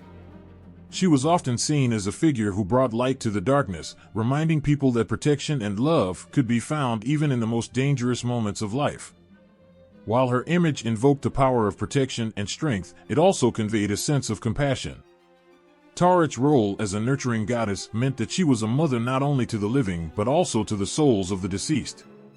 She was associated with the underworld and was sometimes thought to guide the spirits of the dead, offering them comfort and protection on their journey to the afterlife. This duality of life and death, of protection in the world of the living and guardianship over the spirits of the departed, gave Tauret a complex, multifaceted nature that resonated with the Egyptians. Her amulets were popular throughout Egypt, often worn by both men and women, as her protective powers were not limited to the womb or the home. Soldiers, travelers, and anyone facing danger would carry her image, knowing that Tauret's strength would keep them safe from harm. In her representation, she was a constant reminder of the balance between creation and destruction, between life and death, and the protection of the divine forces that surrounded human existence. Her image was a promise that, no matter how fierce the battle or how perilous the journey, there was a divine presence watching over you, guarding you against the darkness. Tauret's role as a protector was also deeply connected to the cosmic order. She was seen as a guardian of Ma'at, the divine principle of balance, harmony, and truth that the gods upheld. Tauret, with her strength and unyielding devotion to protecting life, was an embodiment of this cosmic order. By keeping the forces of chaos at bay, she ensured that balance could be maintained in the world. In this sense, Tauret's role transcended the realm of the human world, as she helped to maintain the divine harmony that was vital for the continued survival of Egypt and the wider universe. Over time, Tauret's image evolved. While she started as a powerful goddess of fertility and protection, her associations grew to include the realms of healing and safety. She was not just a goddess who protected mothers and children, but one who offered comfort and strength in times of crisis. In this way, Tauret was not only a goddess of life, but also one who provided solace in the face of adversity. Whether in the midst of childbirth or a dangerous journey, her presence was a reassurance that no one was ever truly alone. There was always divine protection surrounding them. In the heart of Egypt, where the Nile flows through the land like a sacred river of life, Tauret stood as a guardian. She was the goddess who would fight to keep chaos at bay, to ensure that life would always endure, and that the balance of creation would never be lost. With her powerful image and fierce love for the people, Tauret was not just a goddess to be revered, but a force to be felt in every heartbeat, every breath, and every step taken. Her protective embrace enveloped all of Egypt, ensuring that the sacredness of life would be preserved, no matter the trials that lay ahead. Bes, the dwarf god of protection, was an unlikely yet deeply beloved deity in ancient Egypt. Unlike many gods whose figures were tall and majestic, Bes was short, stout, and had a face twisted in a constant grin. His image was far from regal, but it was this very lack of formality that made him so accessible, so approachable to the common people. He was the protector of homes, families, and even soldiers, and his fierce, unpredictable nature made him a guardian who could combat both physical threats and malevolent spirits. Bes was depicted as a dwarf with a large head, a bearded face, and wild, untamed hair. His features were often exaggerated, his eyes wide and intense, and his expression one of vigilance and determination. He often wore a lion's skin, symbolizing his fierce nature and his role as a protector. His body was often shown with a potbelly, perhaps indicating his readiness to take on any challenge, no matter how difficult. In this physical form, Bes represented something raw and earthy, a god who was not just an idealized figure, but one who was deeply rooted in the practical aspects of life.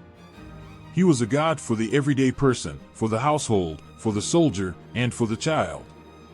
His protection wasn't reserved for the elite, it was given freely to those in need, and this made him an incredibly popular deity. In a world filled with dangers, both visible and invisible, the Egyptians needed gods who could protect them from all manner of threats. From venomous snakes and wild animals to evil spirits and bad luck, life was fraught with perils, and Bes was the deity who ensured that these dangers didn't overwhelm the lives of everyday people. He was believed to be a god who stood at the threshold of the home, warding off evil spirits and keeping misfortune at bay. His presence in the house was a promise that no harm would come to the family while he was watching over them. Whether it was a malicious spirit, a thief, or a physical danger, Bes was there to shield his people from harm. His role as a protector was not just limited to the home, however, he was also invoked by soldiers going into battle. His fierce, wild nature made him the perfect companion for those in the line of fire. The soldiers who invoked his name before going to war did so with the hope that Bes would keep them safe from harm, just as he protected the everyday lives of ordinary Egyptians. Bes was also deeply associated with fertility and childbirth. He was the protector of mothers and children, and his image was frequently found on amulets or carved into furniture, particularly those used by expectant mothers. Women would often turn to Bes in times of labor, invoking his name to protect them from pain and misfortune during childbirth. His grinning face was a symbol of comfort, of reassurance that the difficult and dangerous process of birth would be made easier with his protection. Bes was the god who brought laughter into the most stressful of moments, and this was a reflection of his compassionate and benevolent nature. The Egyptians saw in him a god who was not just about strength, but about caring, about being there when the world felt overwhelming. What made Bes particularly unique among the gods was his personality. Unlike the distant, formal gods of the Egyptian pantheon, Bes was personal, immediate, and approachable.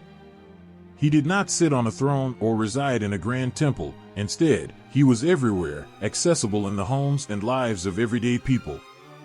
His image was often carved into small objects, such as cosmetic boxes, musical instruments, or mirrors, making him a part of daily life. He was a god who could be called upon at any time, and his protection was believed to be immediate, no questions asked. The Egyptians understood that the world was filled with threats both seen and unseen, and Bes offered a sense of security and comfort that no other god could match. In a society that placed such importance on the protection of the family, Bes became the ever-present guardian who stood ready to face any challenge. Despite his gruff appearance, Bes was also a god of joy. He was associated with music, dancing, and merrymaking, and his image often appeared on instruments like tambourines and harps. He was a god who brought happiness and laughter into the home, whose presence was thought to chase away sadness and bring joy to those who were suffering. It was said that his laughter could dispel fear and sorrow, and in times of hardship, people would invoke Bes for a sense of relief, knowing that his playful spirit would ease their burdens. In a world where danger and illness could strike at any moment, Bes' ability to lighten the atmosphere with joy was as important as his more serious role as a protector. Bes was also linked to the protection of the dead, especially in the afterlife. His presence was believed to comfort the souls of the departed, guiding them safely through the trials of the underworld. It was said that Bes would provide defense against the dangers of the journey to the afterlife, ensuring that the deceased would reach their destination without harm. This connection to the afterlife made Bes a more complex god than he might initially appear. His protective qualities transcended the living world, extending to the realm of the dead and the journey to eternal life. Bes' wildness and strength made him a unique and beloved deity, but his more playful side was what truly endeared him to the people. In the balance between protection and joy, Bes was the embodiment of the contradictions that define life itself. He was fierce yet kind, strong yet caring, and his presence in Egyptian mythology reminded the people that protection and joy could coexist, that laughter and strength were not opposites but complementary forces. Bes was a reminder that, no matter how difficult life could be, there was always a god who stood by, ready to offer protection, joy, and strength to those who needed it. Though Bes was often portrayed as a more humble god compared to the grand figures of Egyptian mythology, his influence was far-reaching. He was not just a deity for those seeking to overcome danger, but a god who stood for the human spirit itself, capable of resilience, laughter, and strength in the face of adversity.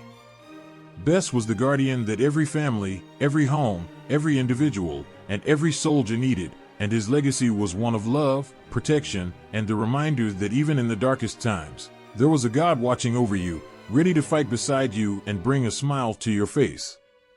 Wadjet, the cobra goddess, coiled herself into the very heart of ancient Egyptian power and belief, embodying both the fierce authority of kingship and the vigilant protection of the divine. Her image, often depicted as an upright cobra with a flared hood, adorned the crowns of pharaohs, a testament to her role as a symbol of sovereignty and an unyielding guardian of the throne. She was not just a deity to be revered, but a living force, a presence so potent that her gaze alone was said to bring down enemies and strike fear into the hearts of those who threatened the order of the land. Wadjet's story begins in the fertile, life-giving lands of the Nile Delta, where she was first worshipped as the local goddess of Wadjet, known today as Buto. Her connection to the Delta, a region both lush and treacherous, mirrored her dual nature, life-giver and life-taker. The cobra, her sacred animal, was revered and feared in equal measure. Its sudden, deadly strike was a reminder of nature's balance, a force that could nurture or destroy. Wadjet, and embodying this serpent's essence, became the perfect guardian for Egypt's rulers, embodying both the nurturing care a leader must show to their people and the ruthless decisiveness required to protect the land. Her name, meaning the Green One, reflected her association with growth, fertility, and the verdant papyrus marshes of the Delta. But Wadjet's green was not the gentle green of meadows, it was the intense, searing green of vitality, a color that symbolized life's unstoppable force. Her protective nature was rooted in this vitality, as she stood for the health and strength of the land and its ruler. In her role as a guardian, Wadjet was more than a passive symbol, she was an active force, a goddess whose intervention was both immediate and absolute. The cobra goddess became inseparably linked to the pharaohs as the uraeus, the rearing cobra symbol that adorned their crowns.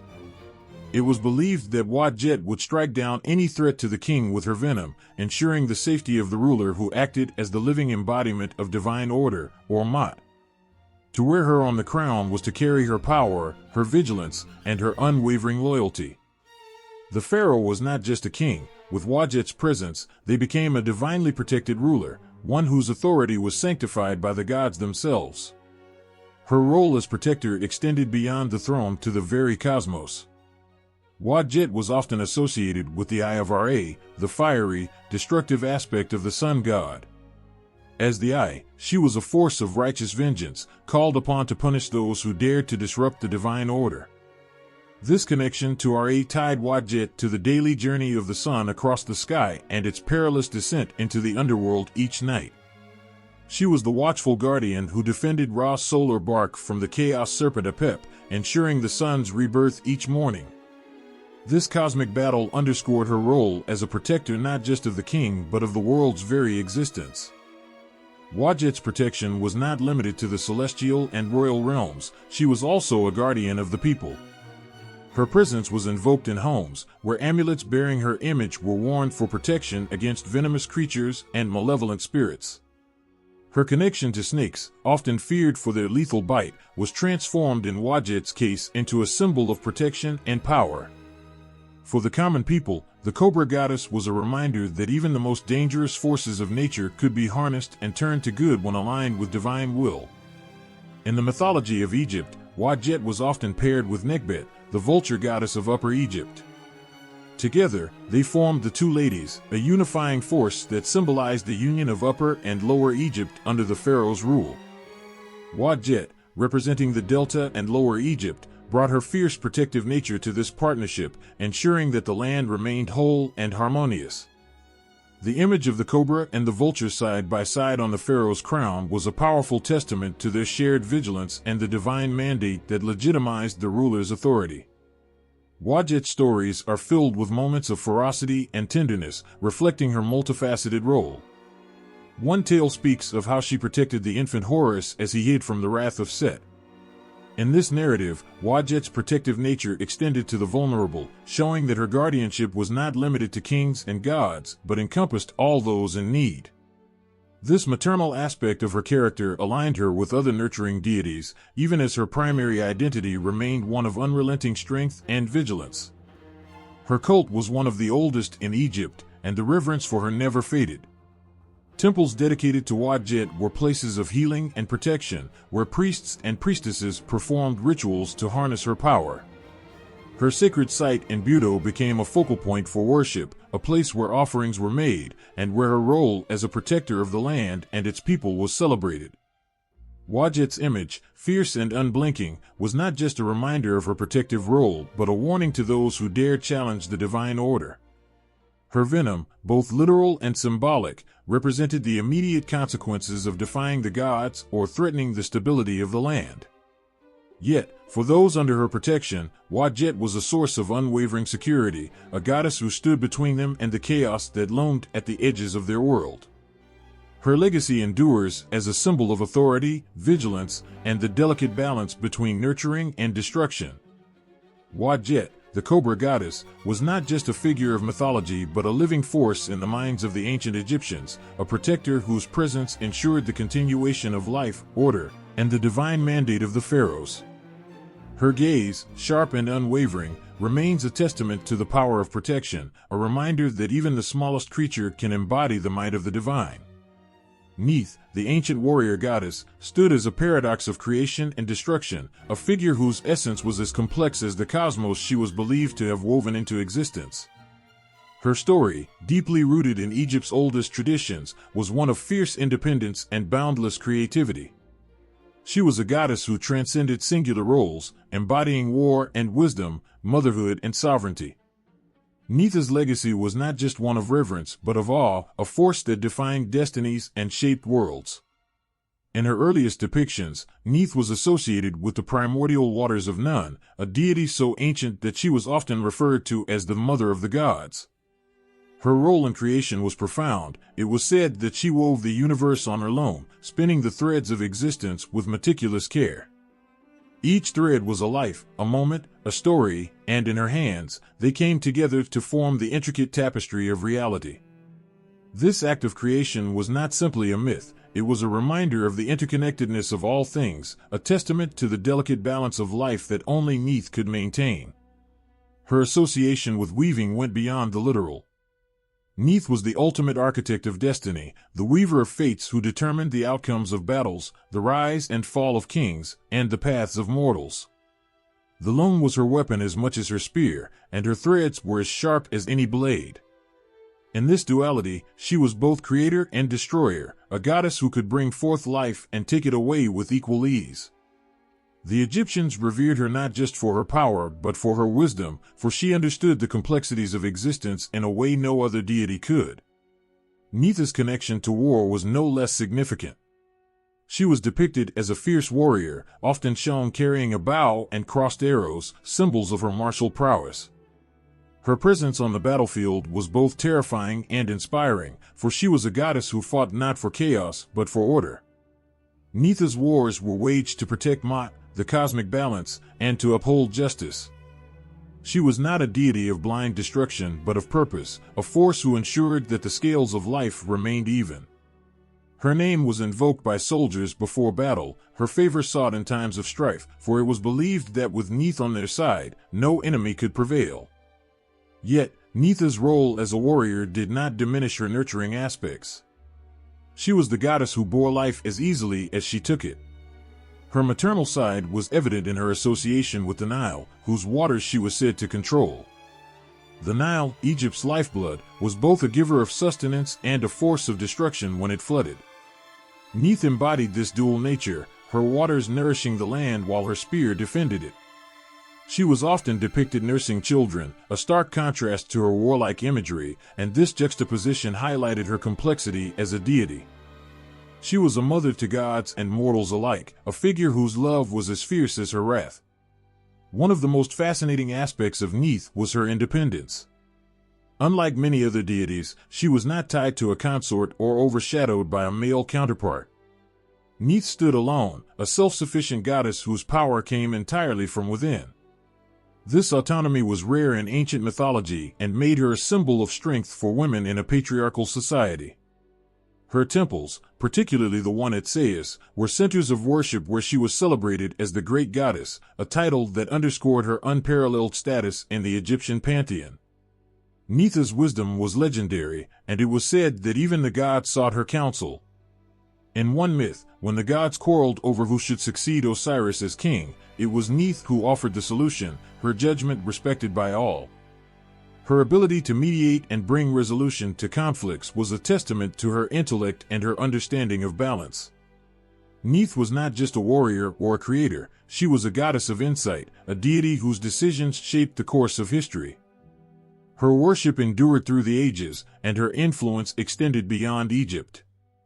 Greek historians like Herodotus equated her with Athena, the Greek goddess of wisdom and war, a testament to Neith's universal appeal. Her legacy as a goddess of both creation and destruction, of life and death, continued to inspire, reminding generations of the power of balance and the importance of wisdom in the face of chaos. Neith's imagery often included the red crown of Lower Egypt, symbolizing her connection to sovereignty and her role as a protector of the pharaoh. She was a goddess who stood at the crossroads of power, a figure who commanded respect and fear in equal measure. Her presence in rituals and ceremonies underscored her importance in maintaining the harmony of the cosmos. Offerings were made to her not just in times of war, but in times of peace, for her blessings were essential to the stability of the land. The myths of Neith are filled with moments that capture her essence as a goddess of paradoxes.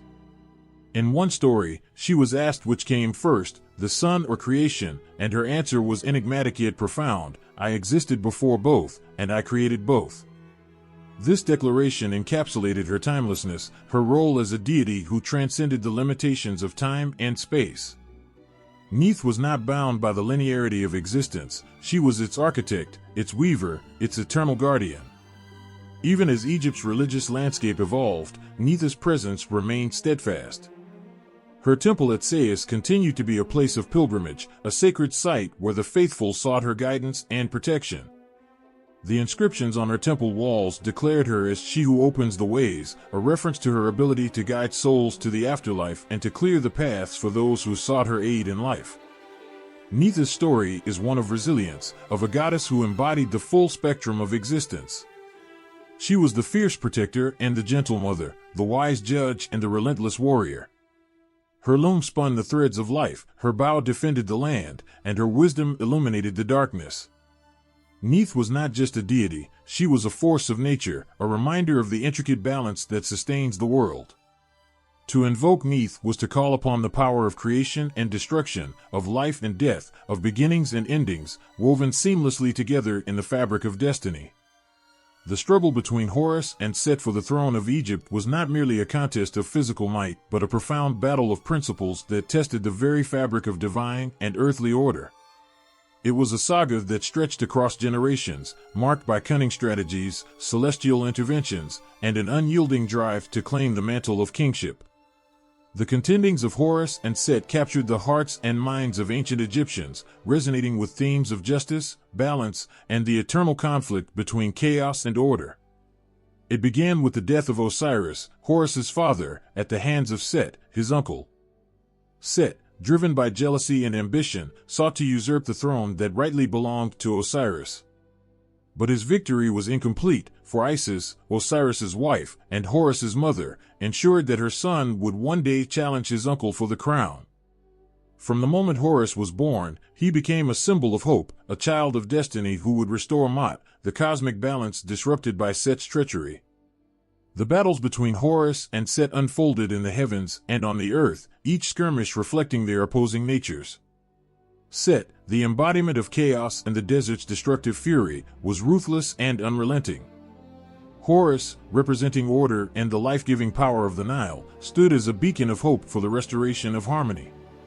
Their conflict was not a simple clash of swords, but a series of trials that tested their resolve, intelligence, and connection to the divine. One of the most famous episodes in their rivalry was the celestial court presided over by the sun god Ra. Here, the gods gathered to determine who should inherit the throne. Both Horus and Set presented their cases, each claiming the right to rule. The deliberations were long and arduous, with the gods often divided in their opinions. Set argued that his strength and experience made him the natural choice, while Horus, though younger, asserted that he was the legitimate heir, born of Osiris's divine bloodline. Isis, ever the cunning strategist, played a pivotal role in tipping the scales in her son's favor. In one instance, she transformed herself into an old woman to approach Set and trick him into condemning his own actions. When Set unwittingly admitted his guilt, Isis's clever maneuver brought Horus closer to his rightful throne. Yet, Set was not easily defeated. He challenged Horus to a series of contests designed to prove their worthiness, from boat races to wrestling matches, each more grueling than the last. These contests often highlighted the cunning and resilience of both contenders. In one tale, Set and Horus agreed to a race across the Nile, each in a boat of their choosing. Set, confident in his strength, crafted a boat from stone, believing it indestructible.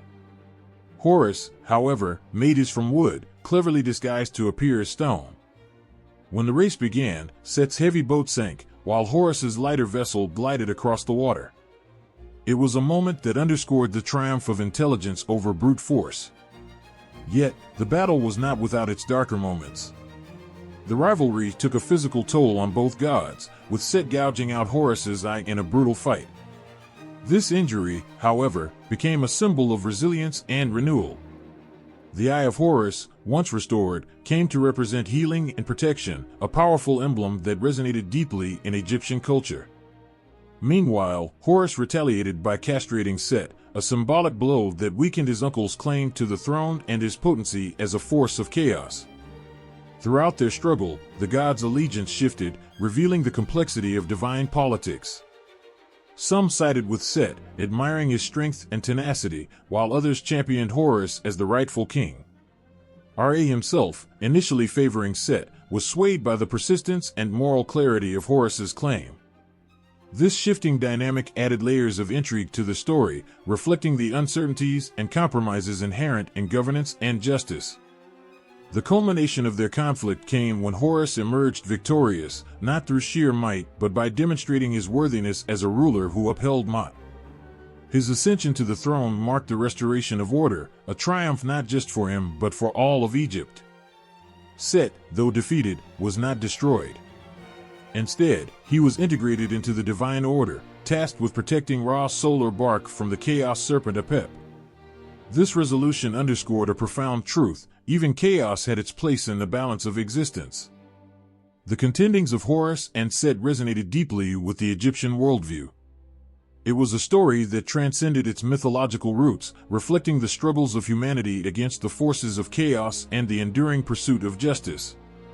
The tale was not merely a recounting of divine conflict, but a blueprint for kingship, emphasizing the importance of resilience, wisdom, and moral integrity. Through the battles and trials, Horus demonstrated that true leadership was not about domination but about service to the gods, to the land, and to the people.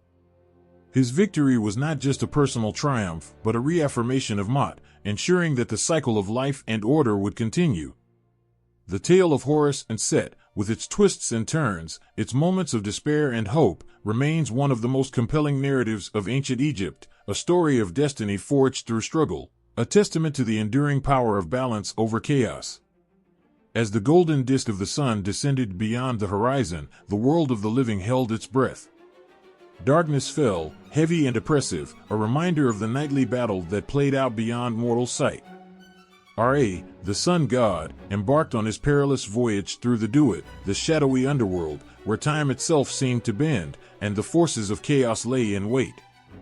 His journey was not just an act of passage, it was a relentless struggle for renewal, a fight to ensure the world awoke each morning bathed in light. The Duat was no simple realm.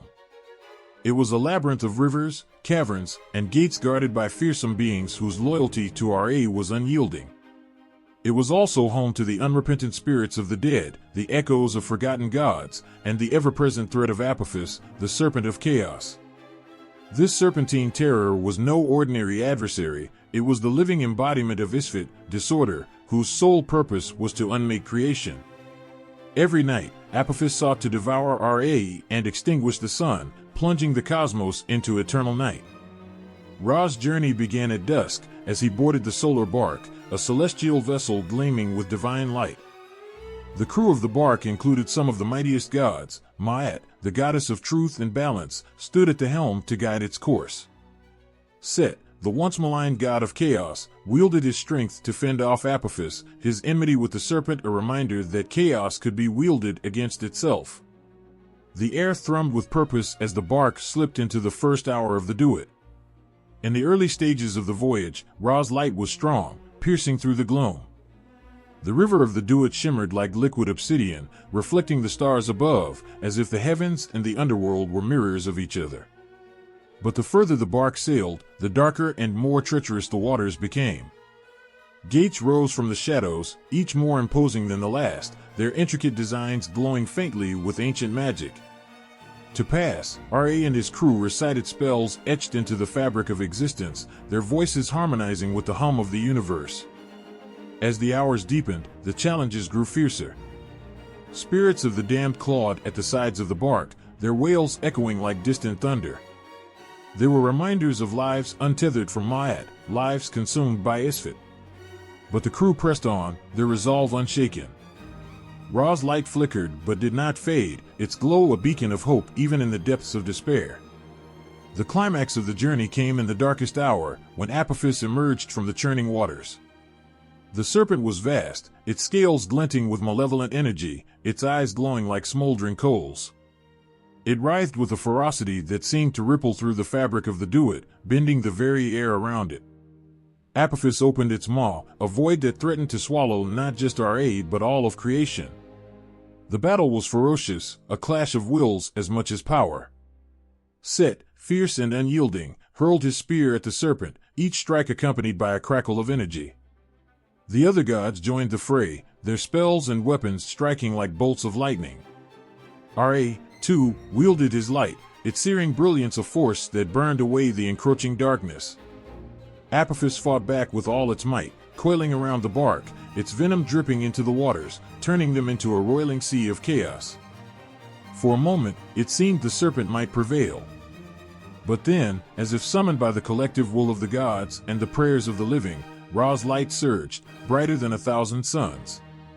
It pierced through Apophis, shattering the serpent's form into fragments that dissolved into the ether. The waters calmed, the air stilled, and the Duat itself seemed to sigh with relief. The bark, battered but unbroken, sailed onward. In the final hours of the night, Ra's light began to grow, signaling the triumph of order over chaos. The river of the Duat transformed, its dark waters glowing with a soft, golden hue. Spirits of the righteous dead appeared on the shores, their faces serene as they basked in Ra's presence. They reached out in gratitude, their voices a chorus of blessings that filled the air. As dawn approached, the bark emerged from the Duat, rising into the eastern sky. Ra's light poured over the horizon, painting the world in hues of orange and gold. The birds sang, the Nile glistened, and life stirred once more.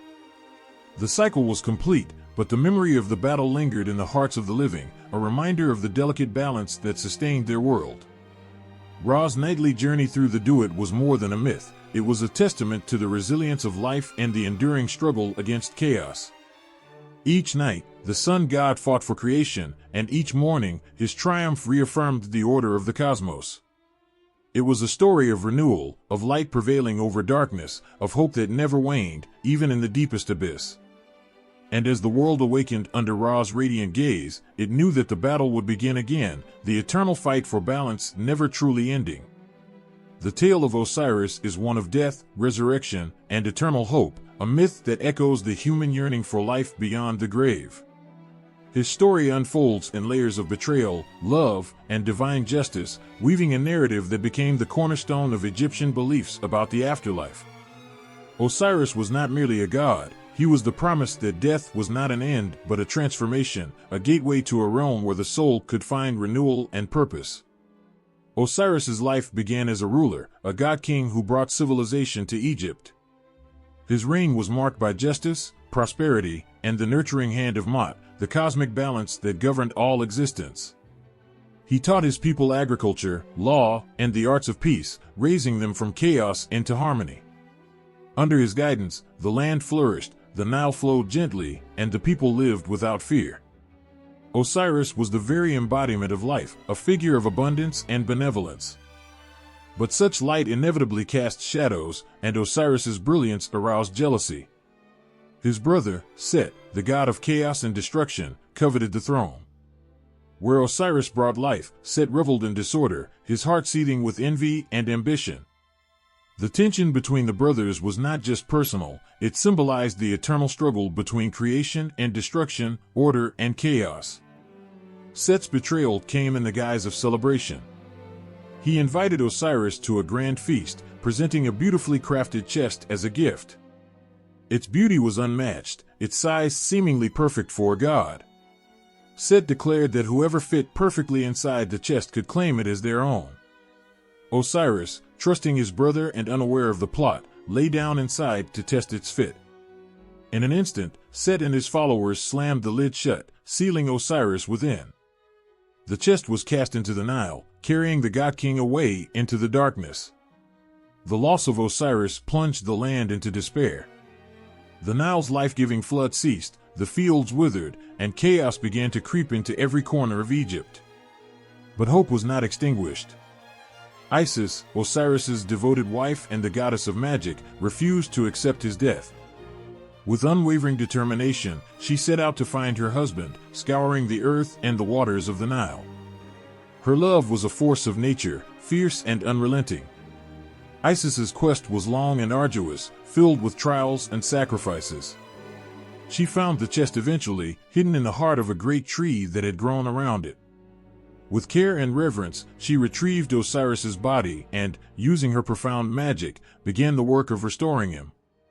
But Set's malice knew no bounds. Discovering her efforts, he tore Osiris's body into 14 pieces, scattering them across the land to ensure he could never be whole again. Even in this act of ultimate desecration, Isis's love prevailed. She, along with her sister Nephthys, searched tirelessly for the fragments of Osiris's body, gathering them one by one. Each piece was carefully wrapped, forming the foundation of the art of mummification. Isis's magic, combined with her devotion, breathed life back into Osiris, though his resurrection was incomplete. Osiris could no longer dwell among the living, his fate lay in the afterlife. In his death and resurrection, Osiris transcended mortality. He became the ruler of the Duat, the underworld, where he presided as a judge over the souls of the dead. His court was a place of truth and balance, where every soul's heart was weighed against the feather of Ma'at. Those found pure were welcomed into the field of reeds, a paradisiacal afterlife mirroring the earthly pleasures of Egypt, free from pain and suffering. Those burdened by the weight of sin faced annihilation, their existence erased by the devourer, Ammit. Osiris's rule over the afterlife brought structure and justice to the realm of the dead. He was a beacon of hope for the living, who looked to him as the assurance of life beyond death. His story inspired the rituals and practices surrounding death and burial in Egypt. Mummification, tomb building, and the recitation of spells from the Book of the Dead were all ways to ensure the deceased could follow in Osiris's footsteps, navigating the trials of the Duat to reach eternal life. The myth of Osiris was not just a story of one god, it was the blueprint for human destiny. His death and resurrection mirrored the cycles of nature, the inundation of the Nile, the withering and rebirth of crops. Every year, as the river swelled and receded, it was as if Osiris himself was reborn, his spirit coursing through the land and renewing its vitality. Osiris's tale is one of profound hope and resilience. It speaks to the belief that love, justice, and devotion can overcome even the finality of death. His journey from life to death and into eternity became the spiritual foundation for countless generations, a reminder that even in the darkest moments, renewal is possible. As the god who transcended mortality, Osiris did more than rule the afterlife. He gave humanity the gift of faith in the eternal, a promise that life's end was but the beginning of a new and greater existence. The seven Hathors were more than just goddesses, they were the unseen architects of fate, weaving the threads of destiny for both gods and mortals. Their presence was as mysterious as it was profound, a subtle yet inescapable force that shaped the outcomes of lives and the turning of events. They were the whisper of the future and the echo of choices made, guardians of fate who danced between joy and sorrow, birth and death, hope and despair. Each of the seven Hathors was an extension of Hathor herself, the goddess of love, music, and joy. Yet, they were distinct, carrying with them the weight of destiny.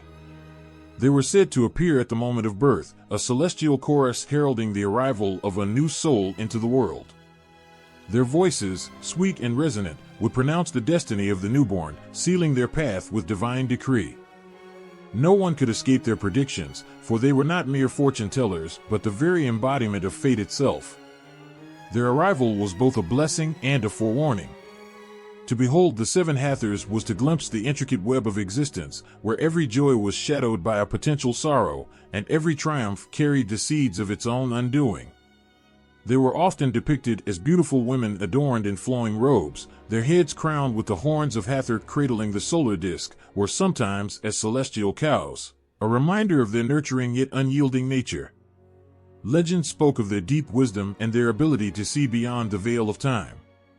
Kings and queens would summon the seven Hathors to their courts, seeking their insight into matters of succession, alliances, or the outcomes of battles. But their answers were rarely simple or comforting. They spoke in riddles, their words laced with double meanings that left even the wisest puzzled. For fate, they believed, was not a linear path but a labyrinth of choices and consequences. One tale tells of a queen desperate for an heir, who prayed fervently to the seven Hathors. They appeared in a dream, their voices harmonizing as they foretold the birth of a son. But their prophecy came with a warning: his rule will shine like the sun, but the shadow of betrayal will be his companion. True to their word, the son grew to be a mighty king, his reign a time of prosperity.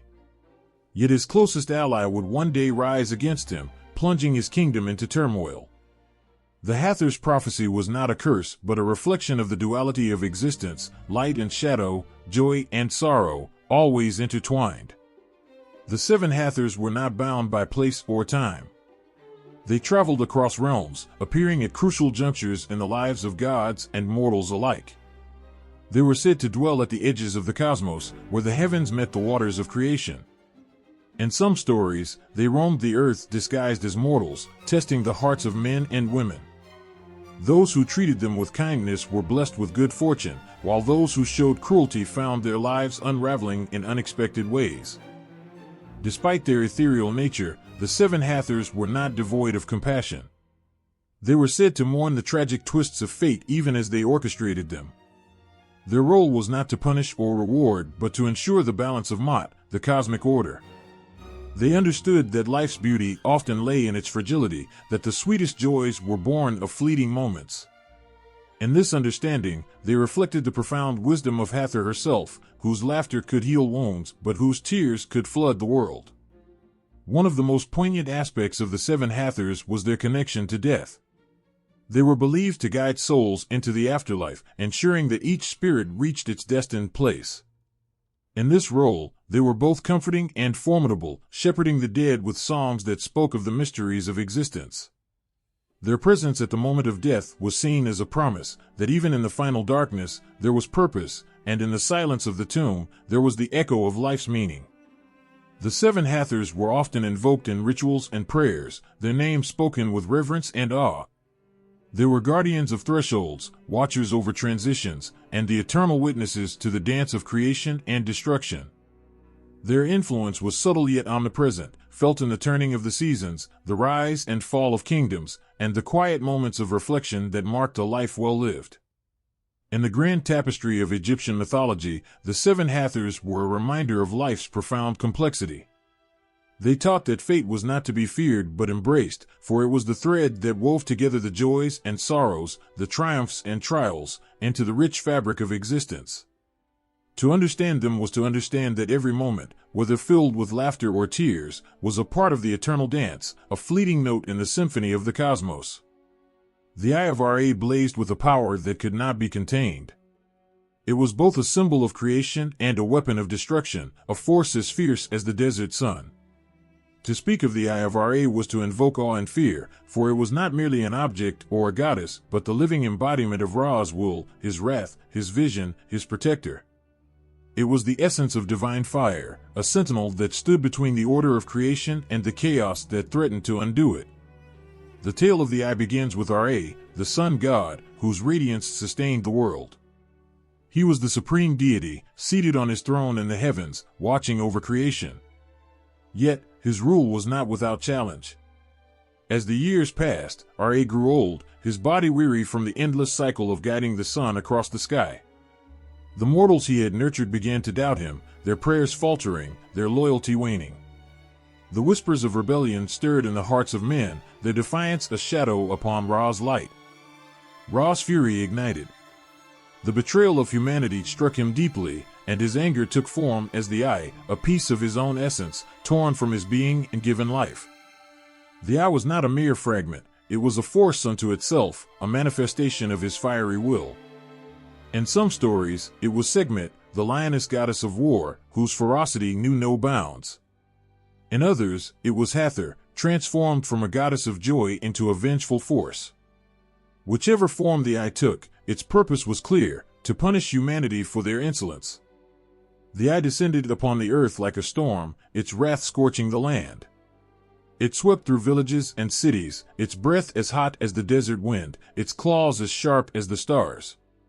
The rebellion was crushed, its leaders consumed by the Eye's fury. Yet, as the rivers ran red and the earth drank the blood of the fallen, Ra began to feel the weight of his own vengeance. The destruction was absolute, but it brought him no solace. Ra's heart, though divine, was not untouched by compassion. He realized that the Eye's wrath, unchecked, would destroy not just the rebels but all of creation. The fire that had been meant to cleanse had become an inferno that threatened to consume everything. Ra devised a plan to soothe the Eye, to bring it back under his control. He ordered his priests to brew a vast quantity of beer mixed with red ochre, a potion that shimmered like blood in the light of the sun. The beer was poured across the fields, creating a lake of crimson that glistened under the harsh gaze of the Eye. As the eye approached, its thirst for blood drew it to the drink. Unaware of the deception, it consumed the liquid in great gulps, its rage subsiding with each draught. Drunk and disoriented, the eye stumbled, its fire dimming, its fury quelled. Ra welcomed it back, restoring balance to the world. But the eye was never fully tamed. Its essence remained a part of Ra, a reminder of his boundless power and the dangers of his wrath. The eye became his eternal guardian, an ever-watchful protector that ensured the stability of creation. It was a force that could heal as easily as it could destroy, its duality a reflection of the complexity of divine power. The Eye of Ra was invoked in countless rituals, its protection sought by kings and commoners alike. Amulets bearing its likeness were worn for safety, its image etched onto the walls of temples and tombs. It was a symbol of vigilance, a reminder that the gods watched over humanity but also demanded respect and devotion. To gaze upon the eye was to understand the fragile balance between order and chaos, creation and destruction. The legacy of the eye lived on in the scorching heat of the midday sun, in the fiery gaze of a lioness protecting her cubs, and in the blazing light of the stars that adorned the night sky. It was a power that could not be extinguished, a force that reminded mortals of their place in the cosmos. The Eye of Ra was not just a weapon or a guardian, it was the enduring flame of divinity, a beacon of both creation and retribution. Even in its moments of fury, the Eye served a greater purpose. It was the protector of Ma'at, the cosmic balance that sustained all life. Its fire burned not to destroy blindly but to preserve the delicate order of existence. And so, the Eye of Ra remained, an eternal flame that illuminated the world, a force as necessary as it was fearsome, as comforting as it was terrifying. In ancient Egypt, the gods were not distant, ethereal beings who existed in realms far removed from mortal life. They were intimate, ever-present forces woven into the fabric of existence. Every breath, every grain of wheat, every drop of water in the Nile was seen as a gift from the divine. The deities were not merely worshipped, they were companions, protectors, and guides in the complexities of human life. Their presence was felt in every moment, from the humblest chore to the grandest of ceremonies. The gods' involvement in daily life was both profound and personal. Each deity had a specific domain, a unique role that connected them to the rhythms of existence. Ra rose with the dawn, his light chasing away the darkness and heralding a new day. Hapi's nourishing floods sustained the fields, while Bastet's protective warmth was felt in the laughter of children and the quiet purring of a cat. The gods were as much a part of life as the sun and the river. To honor them was to honor the cycles that sustained the world. Every home had its deities. A small shrine in the corner of a house might hold offerings to Tauret, the hippopotamus goddess who safeguarded mothers and children, or Bes, the jovial dwarf god who warded off evil spirits and brought joy to the household. Families prayed to these gods not out of obligation but from a deep sense of gratitude and trust. Their prayers were as natural as speaking to a beloved friend, a way of sharing their fears, hopes, and joys with those who could help. Rituals punctuated the day, from simple acts like lighting a lamp in honor of Ra to grand offerings at temple altars. Farmers, before sowing their fields, would turn their gaze to the sky and offer thanks to Geb, the earth god, and Nut, the goddess of the heavens, for the soil and rain that would bring life to their crops. Fishermen, casting their nets into the Nile, might whisper prayers to Sobek, the crocodile god, seeking his favor and protection in the waters he ruled. Temples were the epicenters of divine connection, their towering columns and sacred halls serving as bridges between the mortal and the divine. But these structures were not only places for priests and rituals. They were vibrant centers of community life, where people gathered to seek blessings, share their concerns, and celebrate festivals. The gods were at the heart of these festivities, their stories reenacted in elaborate processions and performances. Festivals brought the gods into the streets, their statues carried on ornate barges or palanquins, their presence a tangible part of the community's joy. For the rulers of Egypt, the gods were not merely guardians of the people, they were partners in governance. Pharaohs were seen as the earthly embodiment of Horus, the falcon-headed god, and as the chosen intermediaries between the gods and their subjects. Their authority was divine, their duty to uphold Ma'at, the cosmic balance of order and justice. Every decree, every war waged, every monument built was done in the name of the gods, reinforcing the sacred bond between divine will and earthly rule. Yet the gods were not just figures of grandeur, they were deeply personal. They were the silent listeners to whispered prayers at twilight, the unseen comforters in times of grief. A mother pleading with Isis for the health of her child, a craftsman offering thanks to Ta for the skill of his hands, a traveler invoking the protection of Anubis for a safe journey. All these acts of devotion brought the gods into the intimate folds of everyday life. Even death did not sever the connection with the divine. The gods guided souls into the afterlife, their roles shifting to shepherds and judges in the duet. Osiris, the god of resurrection, awaited the departed in the field of reeds, where the righteous would find eternal peace. Anubis, with his jackal's head, stood vigil over the tombs, ensuring the dead were mummified and protected. The deceased carried with them amulets bearing the Eye of Horus or the Ankh, symbols of divine protection that would guide them through the trials of the underworld. The relationship between the people and their gods was symbiotic. The gods provided life, prosperity, and protection, while the people offered devotion, rituals, and the maintenance of temples. This exchange was not transactional but deeply rooted in mutual respect and love. The gods depended on humanity to keep their names alive, to sing their praises, to ensure that their stories and power remained vibrant in the world. Through the gods, the people of ancient Egypt found meaning in their joys and sorrows, their triumphs and struggles. The divine was not separate from the mundane, it infused every act, every thought, every breath. To live was to be part of a divine story, a tale written in the stars, the sands, and the waters of the Nile. The gods were not distant overseers, they were family, friends, and guides, as real and vital as the life they helped create and sustain. The festivals of ancient Egypt were not mere events, they were the heartbeat of a civilization, moments when the mortal and divine came together in vibrant harmony. These celebrations were drenched in color, sound, and emotion, each one a testament to the people's deep connection with their gods. From grand temple processions to intimate village rituals, the festivals carried the weight of centuries of tradition, their echoes reverberating across the sands and through the Nile's gentle currents. Each festival had a life of its own, a rhythm and character shaped by the god it honored. They ranged from solemn rites cloaked in reverence to exuberant gatherings filled with music, feasting, and laughter.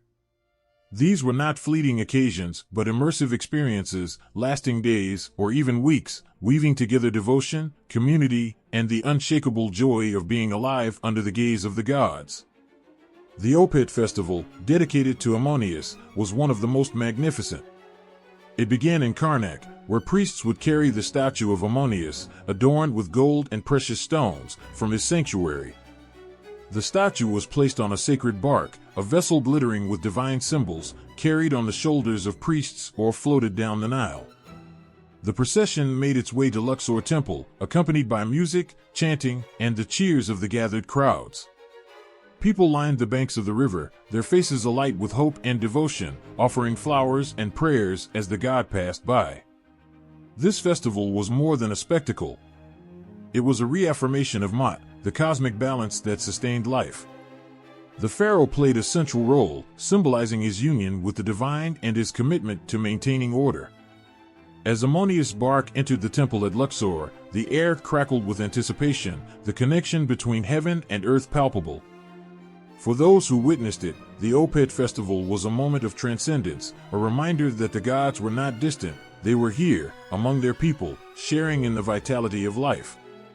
While the Opet festival celebrated divine order, the festival of Hathor was a whirlwind of joy and indulgence. Hathor, the goddess of love, music, and festivity, was honored with an outpouring of exuberance.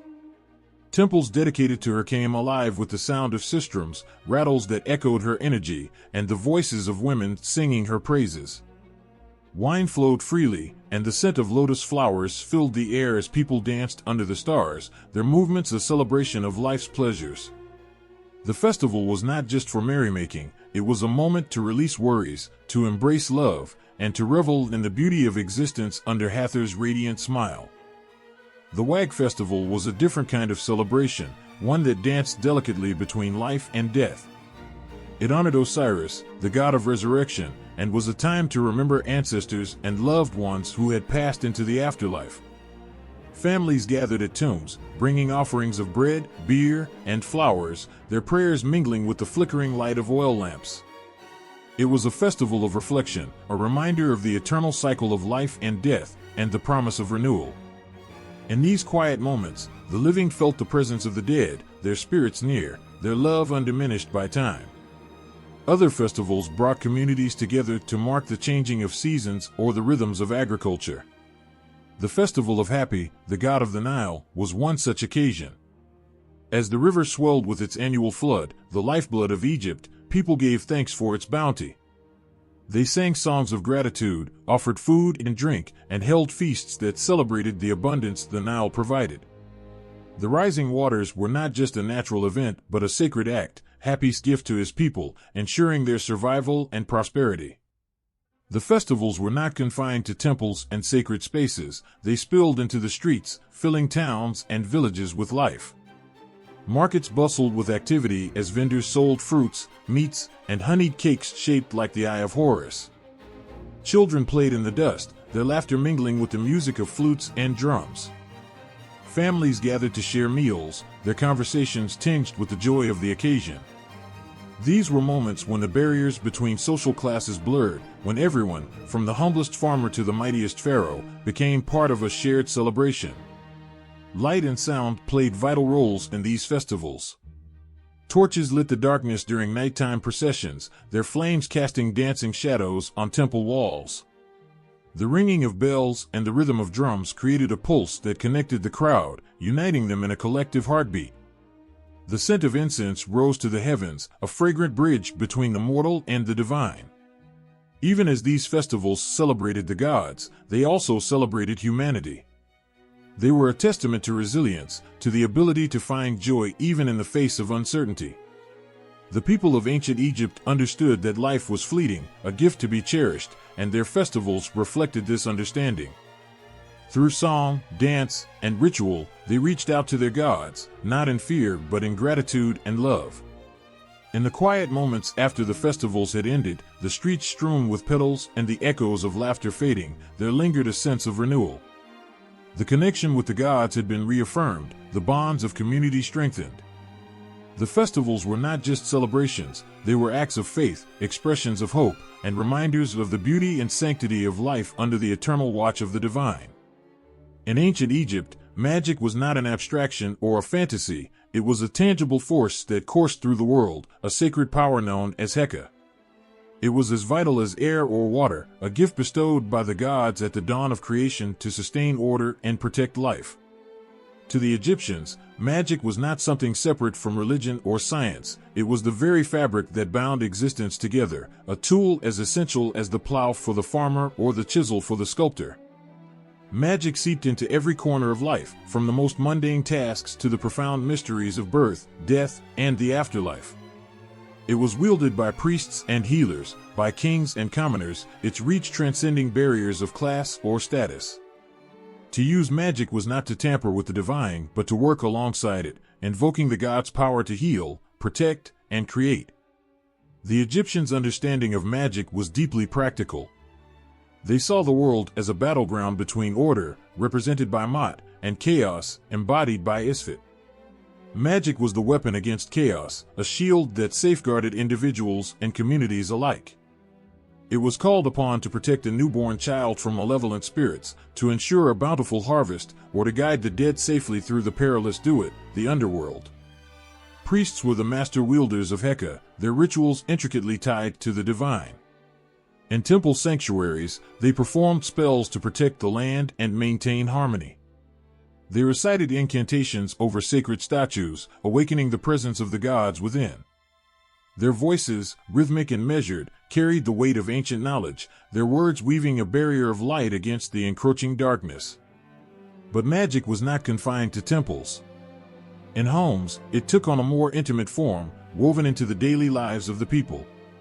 Mothers murmured protective spells over their children, warding off the evil eye. Farmers tied amulets to their tools, seeking favor from deities like Min for fertility or Seth for protection from desert storms. Even the act of writing could be magical. Hieroglyphs themselves were believed to hold power, their shapes capturing the essence of the words they represented. One of the most profound uses of magic was in healing. Illness, seen as an intrusion of chaos, was met with a combination of medicine and incantation. A healer might prepare a salve from herbs and minerals while chanting a spell to call upon Sekhmet, the lion-headed goddess of healing and war. The spell might invoke not just the goddess, but the very act of creation, seeking to align the patient's body with the original, perfect order of the cosmos. Magic was also a guide in the afterlife, its role captured in the pages of the Book of the Dead, a collection of spells and instructions meant to assist the deceased on their journey through the Duat. The spells were written on papyrus and placed in the tomb, their words a map through the labyrinth of dangers that awaited. Anubis, the jackal-headed god of mummification, and Thoth, the god of wisdom, were often invoked to help navigate the trials and to ensure that the heart of the deceased was light enough to balance against the feather of Mot in the final judgment. Protection spells were among the most widely used. Amulets shaped like the Eye of Horus, the scarab beetle, or the ankh were imbued with power through ritual and worn by the living and the dead. These objects were not just symbols, they were vessels of Heka, charged with the ability to repel harm and attract blessings. A spell might be inscribed on the amulet, its words a silent sentinel against unseen threats. Magic also held a darker side. While most spells were crafted to protect and heal, some were used to curse enemies or gain an advantage. A sorcerer might create a figurine representing their foe, inscribe it with their name, and enact rituals to invoke harm. Such practices were not taken lightly. To misuse Heka was to disrupt the balance of Mot, inviting chaos into the world. The gods themselves were the ultimate source of magic, and their stories often revealed its power. Isis, the mother goddess, was perhaps the most famous practitioner of Heka. Her magic was unrivaled, her knowledge vast. In one tale, she used her cunning and power to learn the secret name of Ra, gaining the ability to heal and manipulate reality. Her spells brought Osiris back to life, albeit briefly, enabling her to conceive Horus, the avenger of his father. Magic and storytelling intertwined in the Egyptian worldview. Myths were not merely tales, they were living sources of Heka, their retelling an act of power. When a farmer spoke of Ra's daily battle with Apophis, the chaos serpent, it was more than a narrative, it was a spell of renewal, a reinforcement of the cosmic order. Even the act of creating art and architecture carried an element of magic. The Great Pyramids, the statues of gods, the inscriptions on temple walls, all were infused with purpose and power. The builders believed that their work would stand as eternal protectors, their forms a physical manifestation of the divine will. The legacy of Egyptian magic endures, its echoes felt in the symbols and rituals that have transcended time. The profound respect they had for the unseen forces of the world, their ability to blend the practical with the mystical, and their unwavering belief in the power of words and symbols, these continue to inspire wonder. Magic, for the Egyptians, was not a separate world, it was life itself, vibrant, sacred, and endlessly powerful. In ancient Egypt, death was not an end but a transition, a passage into a new existence. It was the natural continuation of life, not something to be feared but embraced with reverence and care. The Egyptians believed that the soul did not cease to exist when the body died. Instead, it embarked on a journey to the afterlife, where it would seek eternal peace and reunion with the gods. This belief was woven into the fabric of every aspect of their lives, from the grand pyramids to the simple burial rituals of a family. The Egyptians envisioned the afterlife as a place called the Field of Reeds, a paradise that mirrored the beauty and order of Egypt itself. It was a land of eternal peace, where the soul would live in harmony with the gods, free from the troubles of the mortal world. But access to this paradise was not automatic, it had to be earned.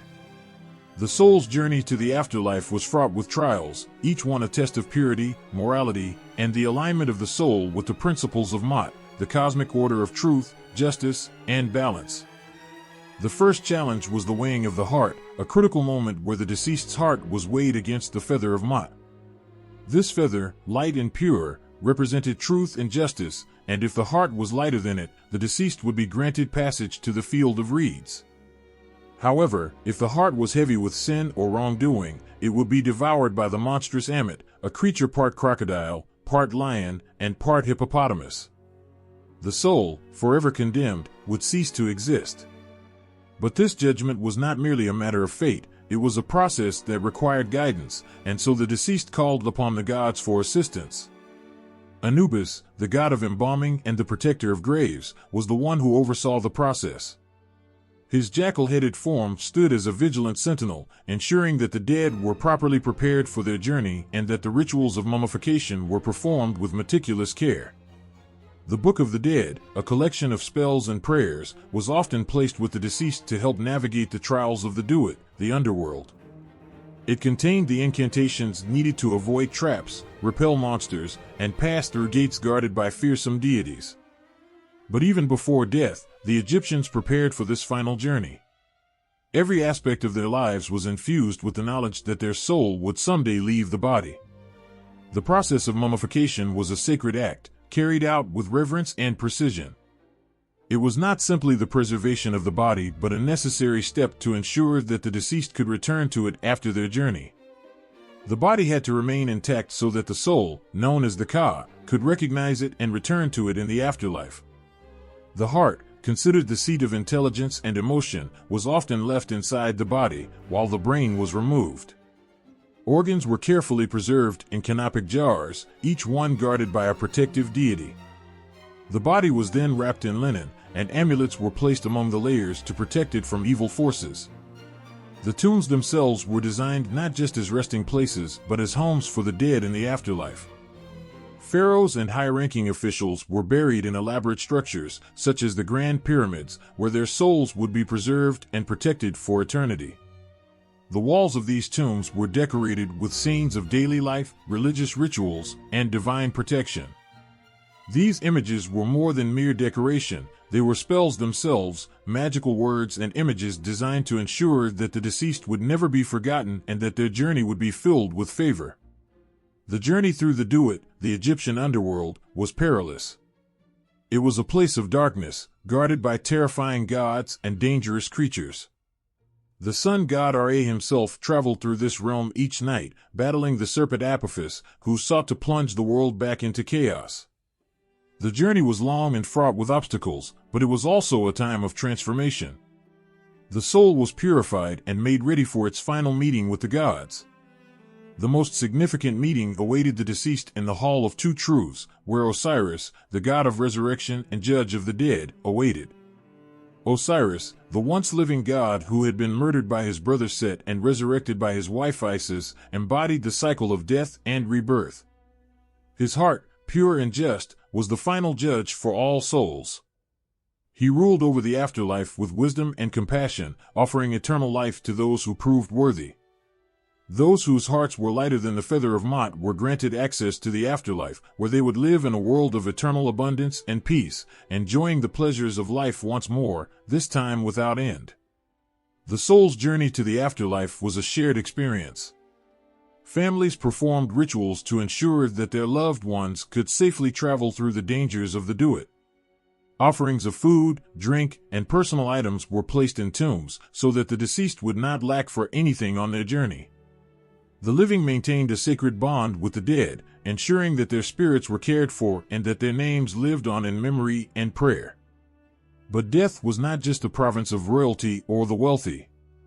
Even the poorest Egyptians sought to ensure that their loved ones had the chance for a peaceful afterlife.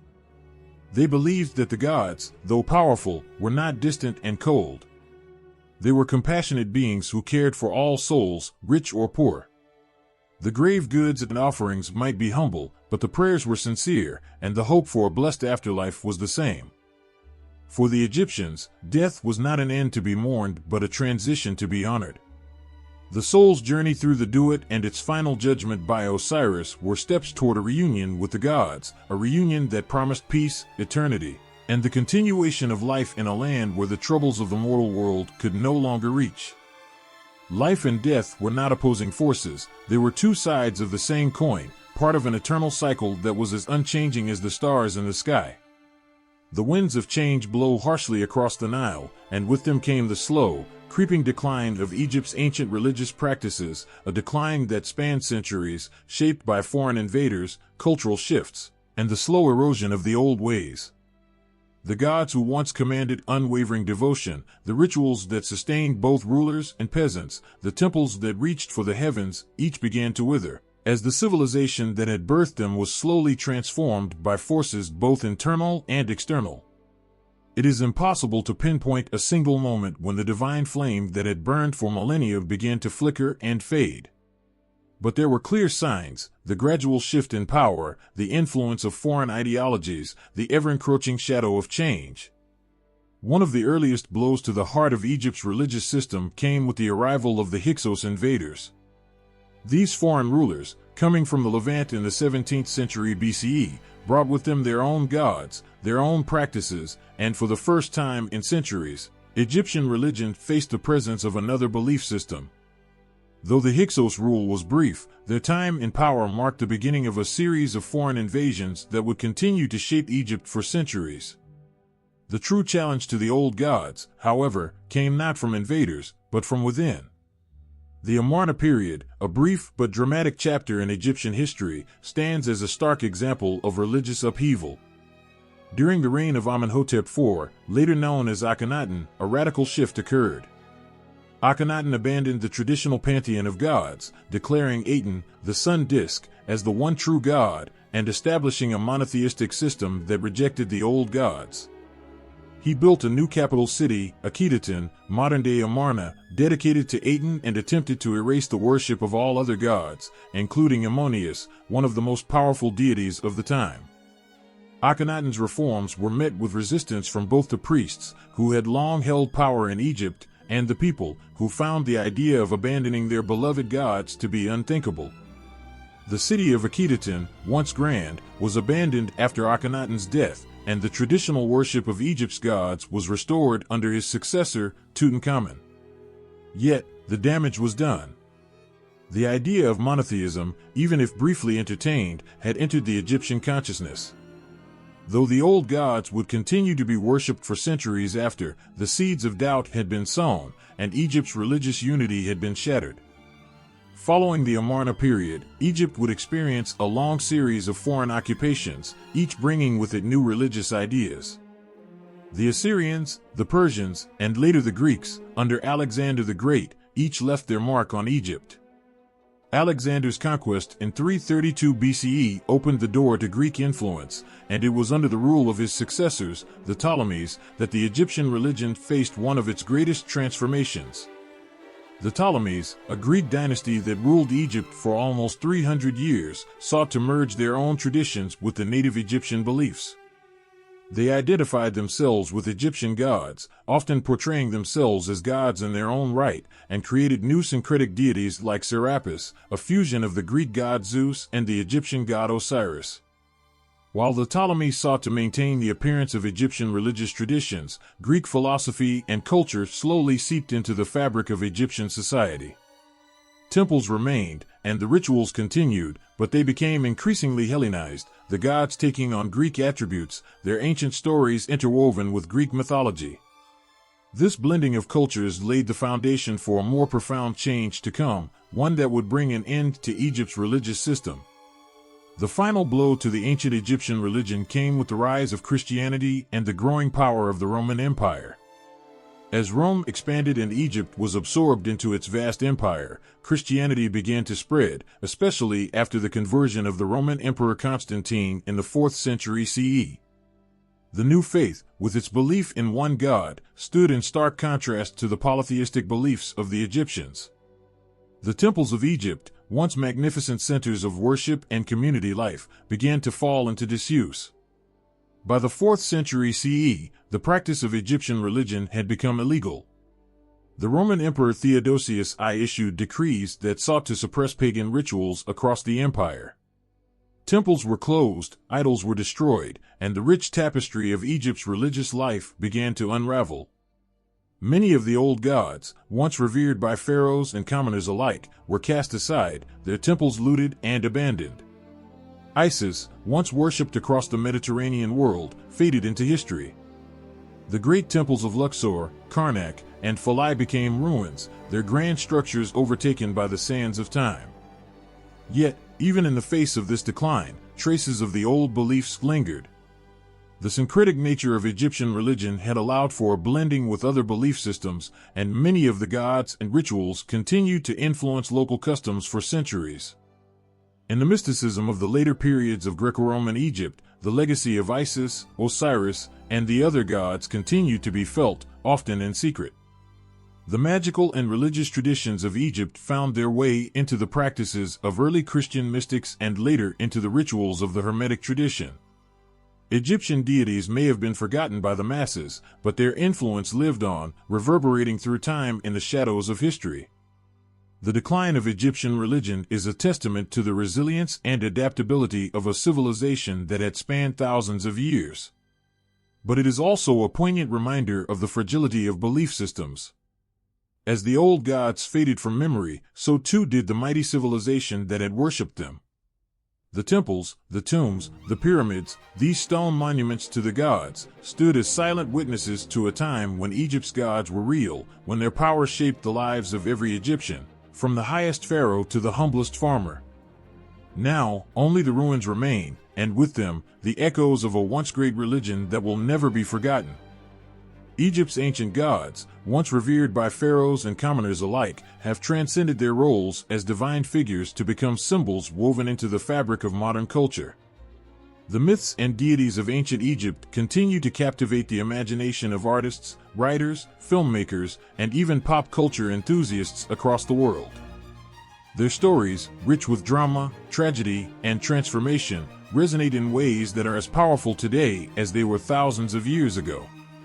In art, the influence of Egyptian deities can be seen in everything from grand murals to contemporary visual storytelling. The striking imagery of gods like Horus, Isis, and Anubis, their animal-headed forms, their regal postures, and the symbolic iconography they carry, have become iconic representations of power, mystery, and the eternal. Artists today still draw inspiration from these visual elements. Anubis, with his jackal-headed form, often appears in modern art, evoking themes of death and the afterlife. His role as the guide of souls through the underworld has made him a natural figure in Gothic and dark-themed art. The allure of Egyptian mythology has found its place in pop culture as well. Egyptian imagery has appeared in everything from comic books to fashion. The Eye of Horus, a symbol of protection and power, is often used in modern jewelry and tattoos, signifying strength and the desire for spiritual guidance. The cat goddess Bastet, once the protector of home and fertility, has been embraced in modern fashion and pop culture, symbolizing femininity, strength, and independence. Her graceful, feline nature lends itself well to modern interpretations, whether in the form of fashion collections, logos, or as characters in television and film. In literature, the impact of Egyptian gods is profound. The gods' complex personalities, their struggles, their rise and fall, and their interconnected roles in the mythological narrative make them endlessly fascinating subjects for writers. Novels and stories based on Egyptian mythologies, such as Rick Riordan's The Kane Chronicles, have introduced a new generation to the gods of Egypt. Riordan's stories bring the deities back to life, reimagining them as living characters interacting with the modern world, embarking on adventures that blend ancient lore with the present. In his books, characters such as Carter and Sadie Kane discover their connection to Egyptian gods, and through them, readers are introduced to an entire universe of magical beings and supernatural powers. Egyptian gods also continue to have a prominent role in science fiction and fantasy literature, where they are often portrayed as ancient beings of immense power, existing either in the past, on distant planets, or in hidden corners of the cosmos. Writers like H.P. Lovecraft drew inspiration from Egyptian mythology, blending it with the themes of cosmic horror and ancient secrets that were far too powerful for humankind to understand. The notion of gods who have transcended time, whose motives and powers are so far beyond human comprehension, continues to intrigue science fiction writers today. Films and television have embraced Egyptian mythology, using it to enhance stories with a rich, mystical backdrop. Hollywood blockbusters like the Mummy series have introduced audiences to the grandeur of ancient Egypt, reviving iconic characters such as Imhotep and Anubis in spectacular cinematic adventures. These films often take liberties with the original myths, blending action and horror with elements of Egyptian religion and magic, but they also introduce a larger audience to the gods who once ruled the Nile. Similarly, Gods of Egypt, 2016, despite its mixed reception, brought gods like Ra, Horus, and Set to life, showcasing them as powerful and often conflicted beings battling for control of the world. Even in more recent fantasy series like Stargate, ancient Egyptian gods are reimagined as extraterrestrial beings who once visited Earth, shaping human history and civilization. The show's premise was built on the idea that the gods, known in the series as the Gold, were actually alien parasites who masqueraded as gods. This blending of ancient myth and modern science fiction brought the gods into the realm of speculative fiction, showing how adaptable and influential these ancient symbols can be in a new context. In video games, Egyptian mythology has made its way into some of the most popular franchises. Assassin's Creed Origins, 2017, introduced players to the world of ancient Egypt, with the players taking on the role of a warrior named Bayek, navigating a richly detailed world where Egyptian gods and mythology played a key role. Gods like Ra, Anubis, and Sekhmet were featured as key figures, their myths and powers woven into the game's narrative and quest lines. The game offered not just a historical experience, but also a mythological journey, bringing the ancient beliefs of Egypt to life in a vibrant, interactive way. These gods also appear in numerous board games, card games, and tabletop role-playing games, where players might be called to interact with or take on the personas of gods like Thoth or Bastet in quests that explore Egyptian themes. Their influence is pervasive in the gaming world, often evoking the sense of mystery, power, and the unknown, traits that make Egyptian deities perfect characters for stories of adventure and moral challenge. Social media and internet culture have found their own way to bring the gods of Egypt into the modern age. Memes and viral images featuring Egyptian gods have taken off, blending ancient symbols with contemporary humor. The gods, once solemn figures, now appear in lighthearted and often irreverent ways, sometimes used to comment on the struggles of modern life. The Eye of Horus, for instance, has been adopted as a symbol of awareness and protection, used in online communities, brands, and fashion to represent vigilance and strength. Egyptian mythology also continues to impact spirituality and esotericism in modern culture. The imagery and teachings of the gods, particularly those related to death and the afterlife, are still explored by modern spiritual practitioners, who turn to the ancient Egyptian rituals for inspiration in their own quests for wisdom, healing, and self-discovery. Ancient texts like the Book of the Dead continue to be studied, and practitioners of modern magic often incorporate Egyptian symbols and deities into their practices, seeking the guidance of figures like Isis, Anubis, or Thoth. What is remarkable about the continued relevance of Egyptian gods in modern culture is their adaptability. The gods of Egypt, once tied to the specific geography and society of ancient Egypt, have become universal symbols. They represent humanity's deepest fears, desires, and aspirations: power, death, rebirth, wisdom, and love. The stories of these gods are timeless, resonating through the centuries, capable of being reinterpreted in countless forms. Whether through art, literature, media, or spiritual practice, the ancient gods of Egypt have remained not only relevant but alive in modern culture, continuing to shape our imagination and our understanding of the world around us. The ancient gods of Egypt, once the heartbeat of a civilization that spanned millennia, have always had a way of pulling humanity back into their embrace, even after centuries of silence. These gods, with their powerful presence, their animal-headed forms, their eternal stories of creation, destruction, and rebirth, are not easily forgotten. As the sands of time buried temples and tombs, their powers seemed to fade, but something about their mystique never quite disappeared. With each passing year, more and more people have found themselves rediscovering these gods, their myths, their rituals, and the profound lessons they impart. In the quiet corners of the modern world, whispers of Egypt's divine beings are being heard again. It is as though, buried beneath the dust of ages, the gods have remained patiently waiting for humanity to remember them. As new generations seek answers, whether in the realm of spirituality, history, or culture, the deities of Egypt have resurfaced, not as forgotten relics, but as living forces, inviting people to explore and understand them once more. Anubis, the god of death and mummification, seems to hold an unbreakable fascination. The ancient Egyptians believed that he was the guardian of the soul's journey into the afterlife, a figure both feared and revered.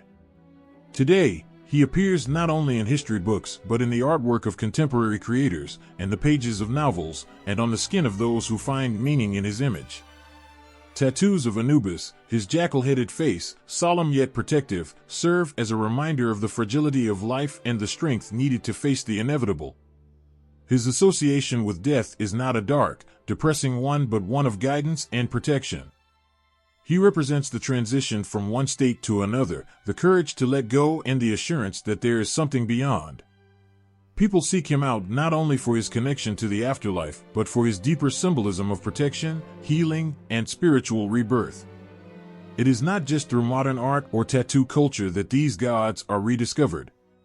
The resurgence of interest in ancient Egyptian spirituality speaks to a collective longing for deeper connections with something older and more eternal. Spiritual seekers and practitioners of esoteric traditions have turned to the ancient rituals of Egypt, seeking knowledge and power from gods like Isis, Horus, and Thoth. Isis, the goddess of magic, motherhood, and healing, has become a central figure for those looking to tap into the maternal energy of the universe or to find healing in their lives. Her image, with her wings spread wide, embracing both the physical and spiritual realms, embodies the concept of divine nurturing, something that resonates in a world that often feels fragmented and disconnected. The rediscovery of these gods isn't confined to just the spiritual or artistic realms. Their presence has seeped into literature and popular culture in profound ways. The stories of Osiris, Isis, and Horus have been retold, reimagined, and brought to life in new contexts. In novels, Horus is often depicted as a symbol of hope and resurrection, his struggles with Set mirroring personal battles that readers can relate to on a human level. The themes of vengeance, justice, and reconciliation that permeate Egyptian mythology offer fertile ground for modern storytellers. They remind us of the eternal struggle between chaos and order, between light and darkness, struggles that feel just as relevant today as they did in the time of the pharaohs. In many ways, the gods have become characters not just in ancient myth, but in contemporary storytelling. In Rick Riordan's The Kane Chronicles, Egyptian gods are reintroduced to a young audience, their personalities and powers reimagined in the form of adventures that mix ancient wisdom with modern-day scenarios. Readers are introduced to gods who once walked the earth as tangible beings, now reincarnated in the modern world, where their power is needed to fight against dark forces. Through the eyes of these characters, readers witness the gods' power, but also their vulnerability, their relationships with one another, and their humanity. They are not simply gods of old, they are timeless beings who continue to influence the present.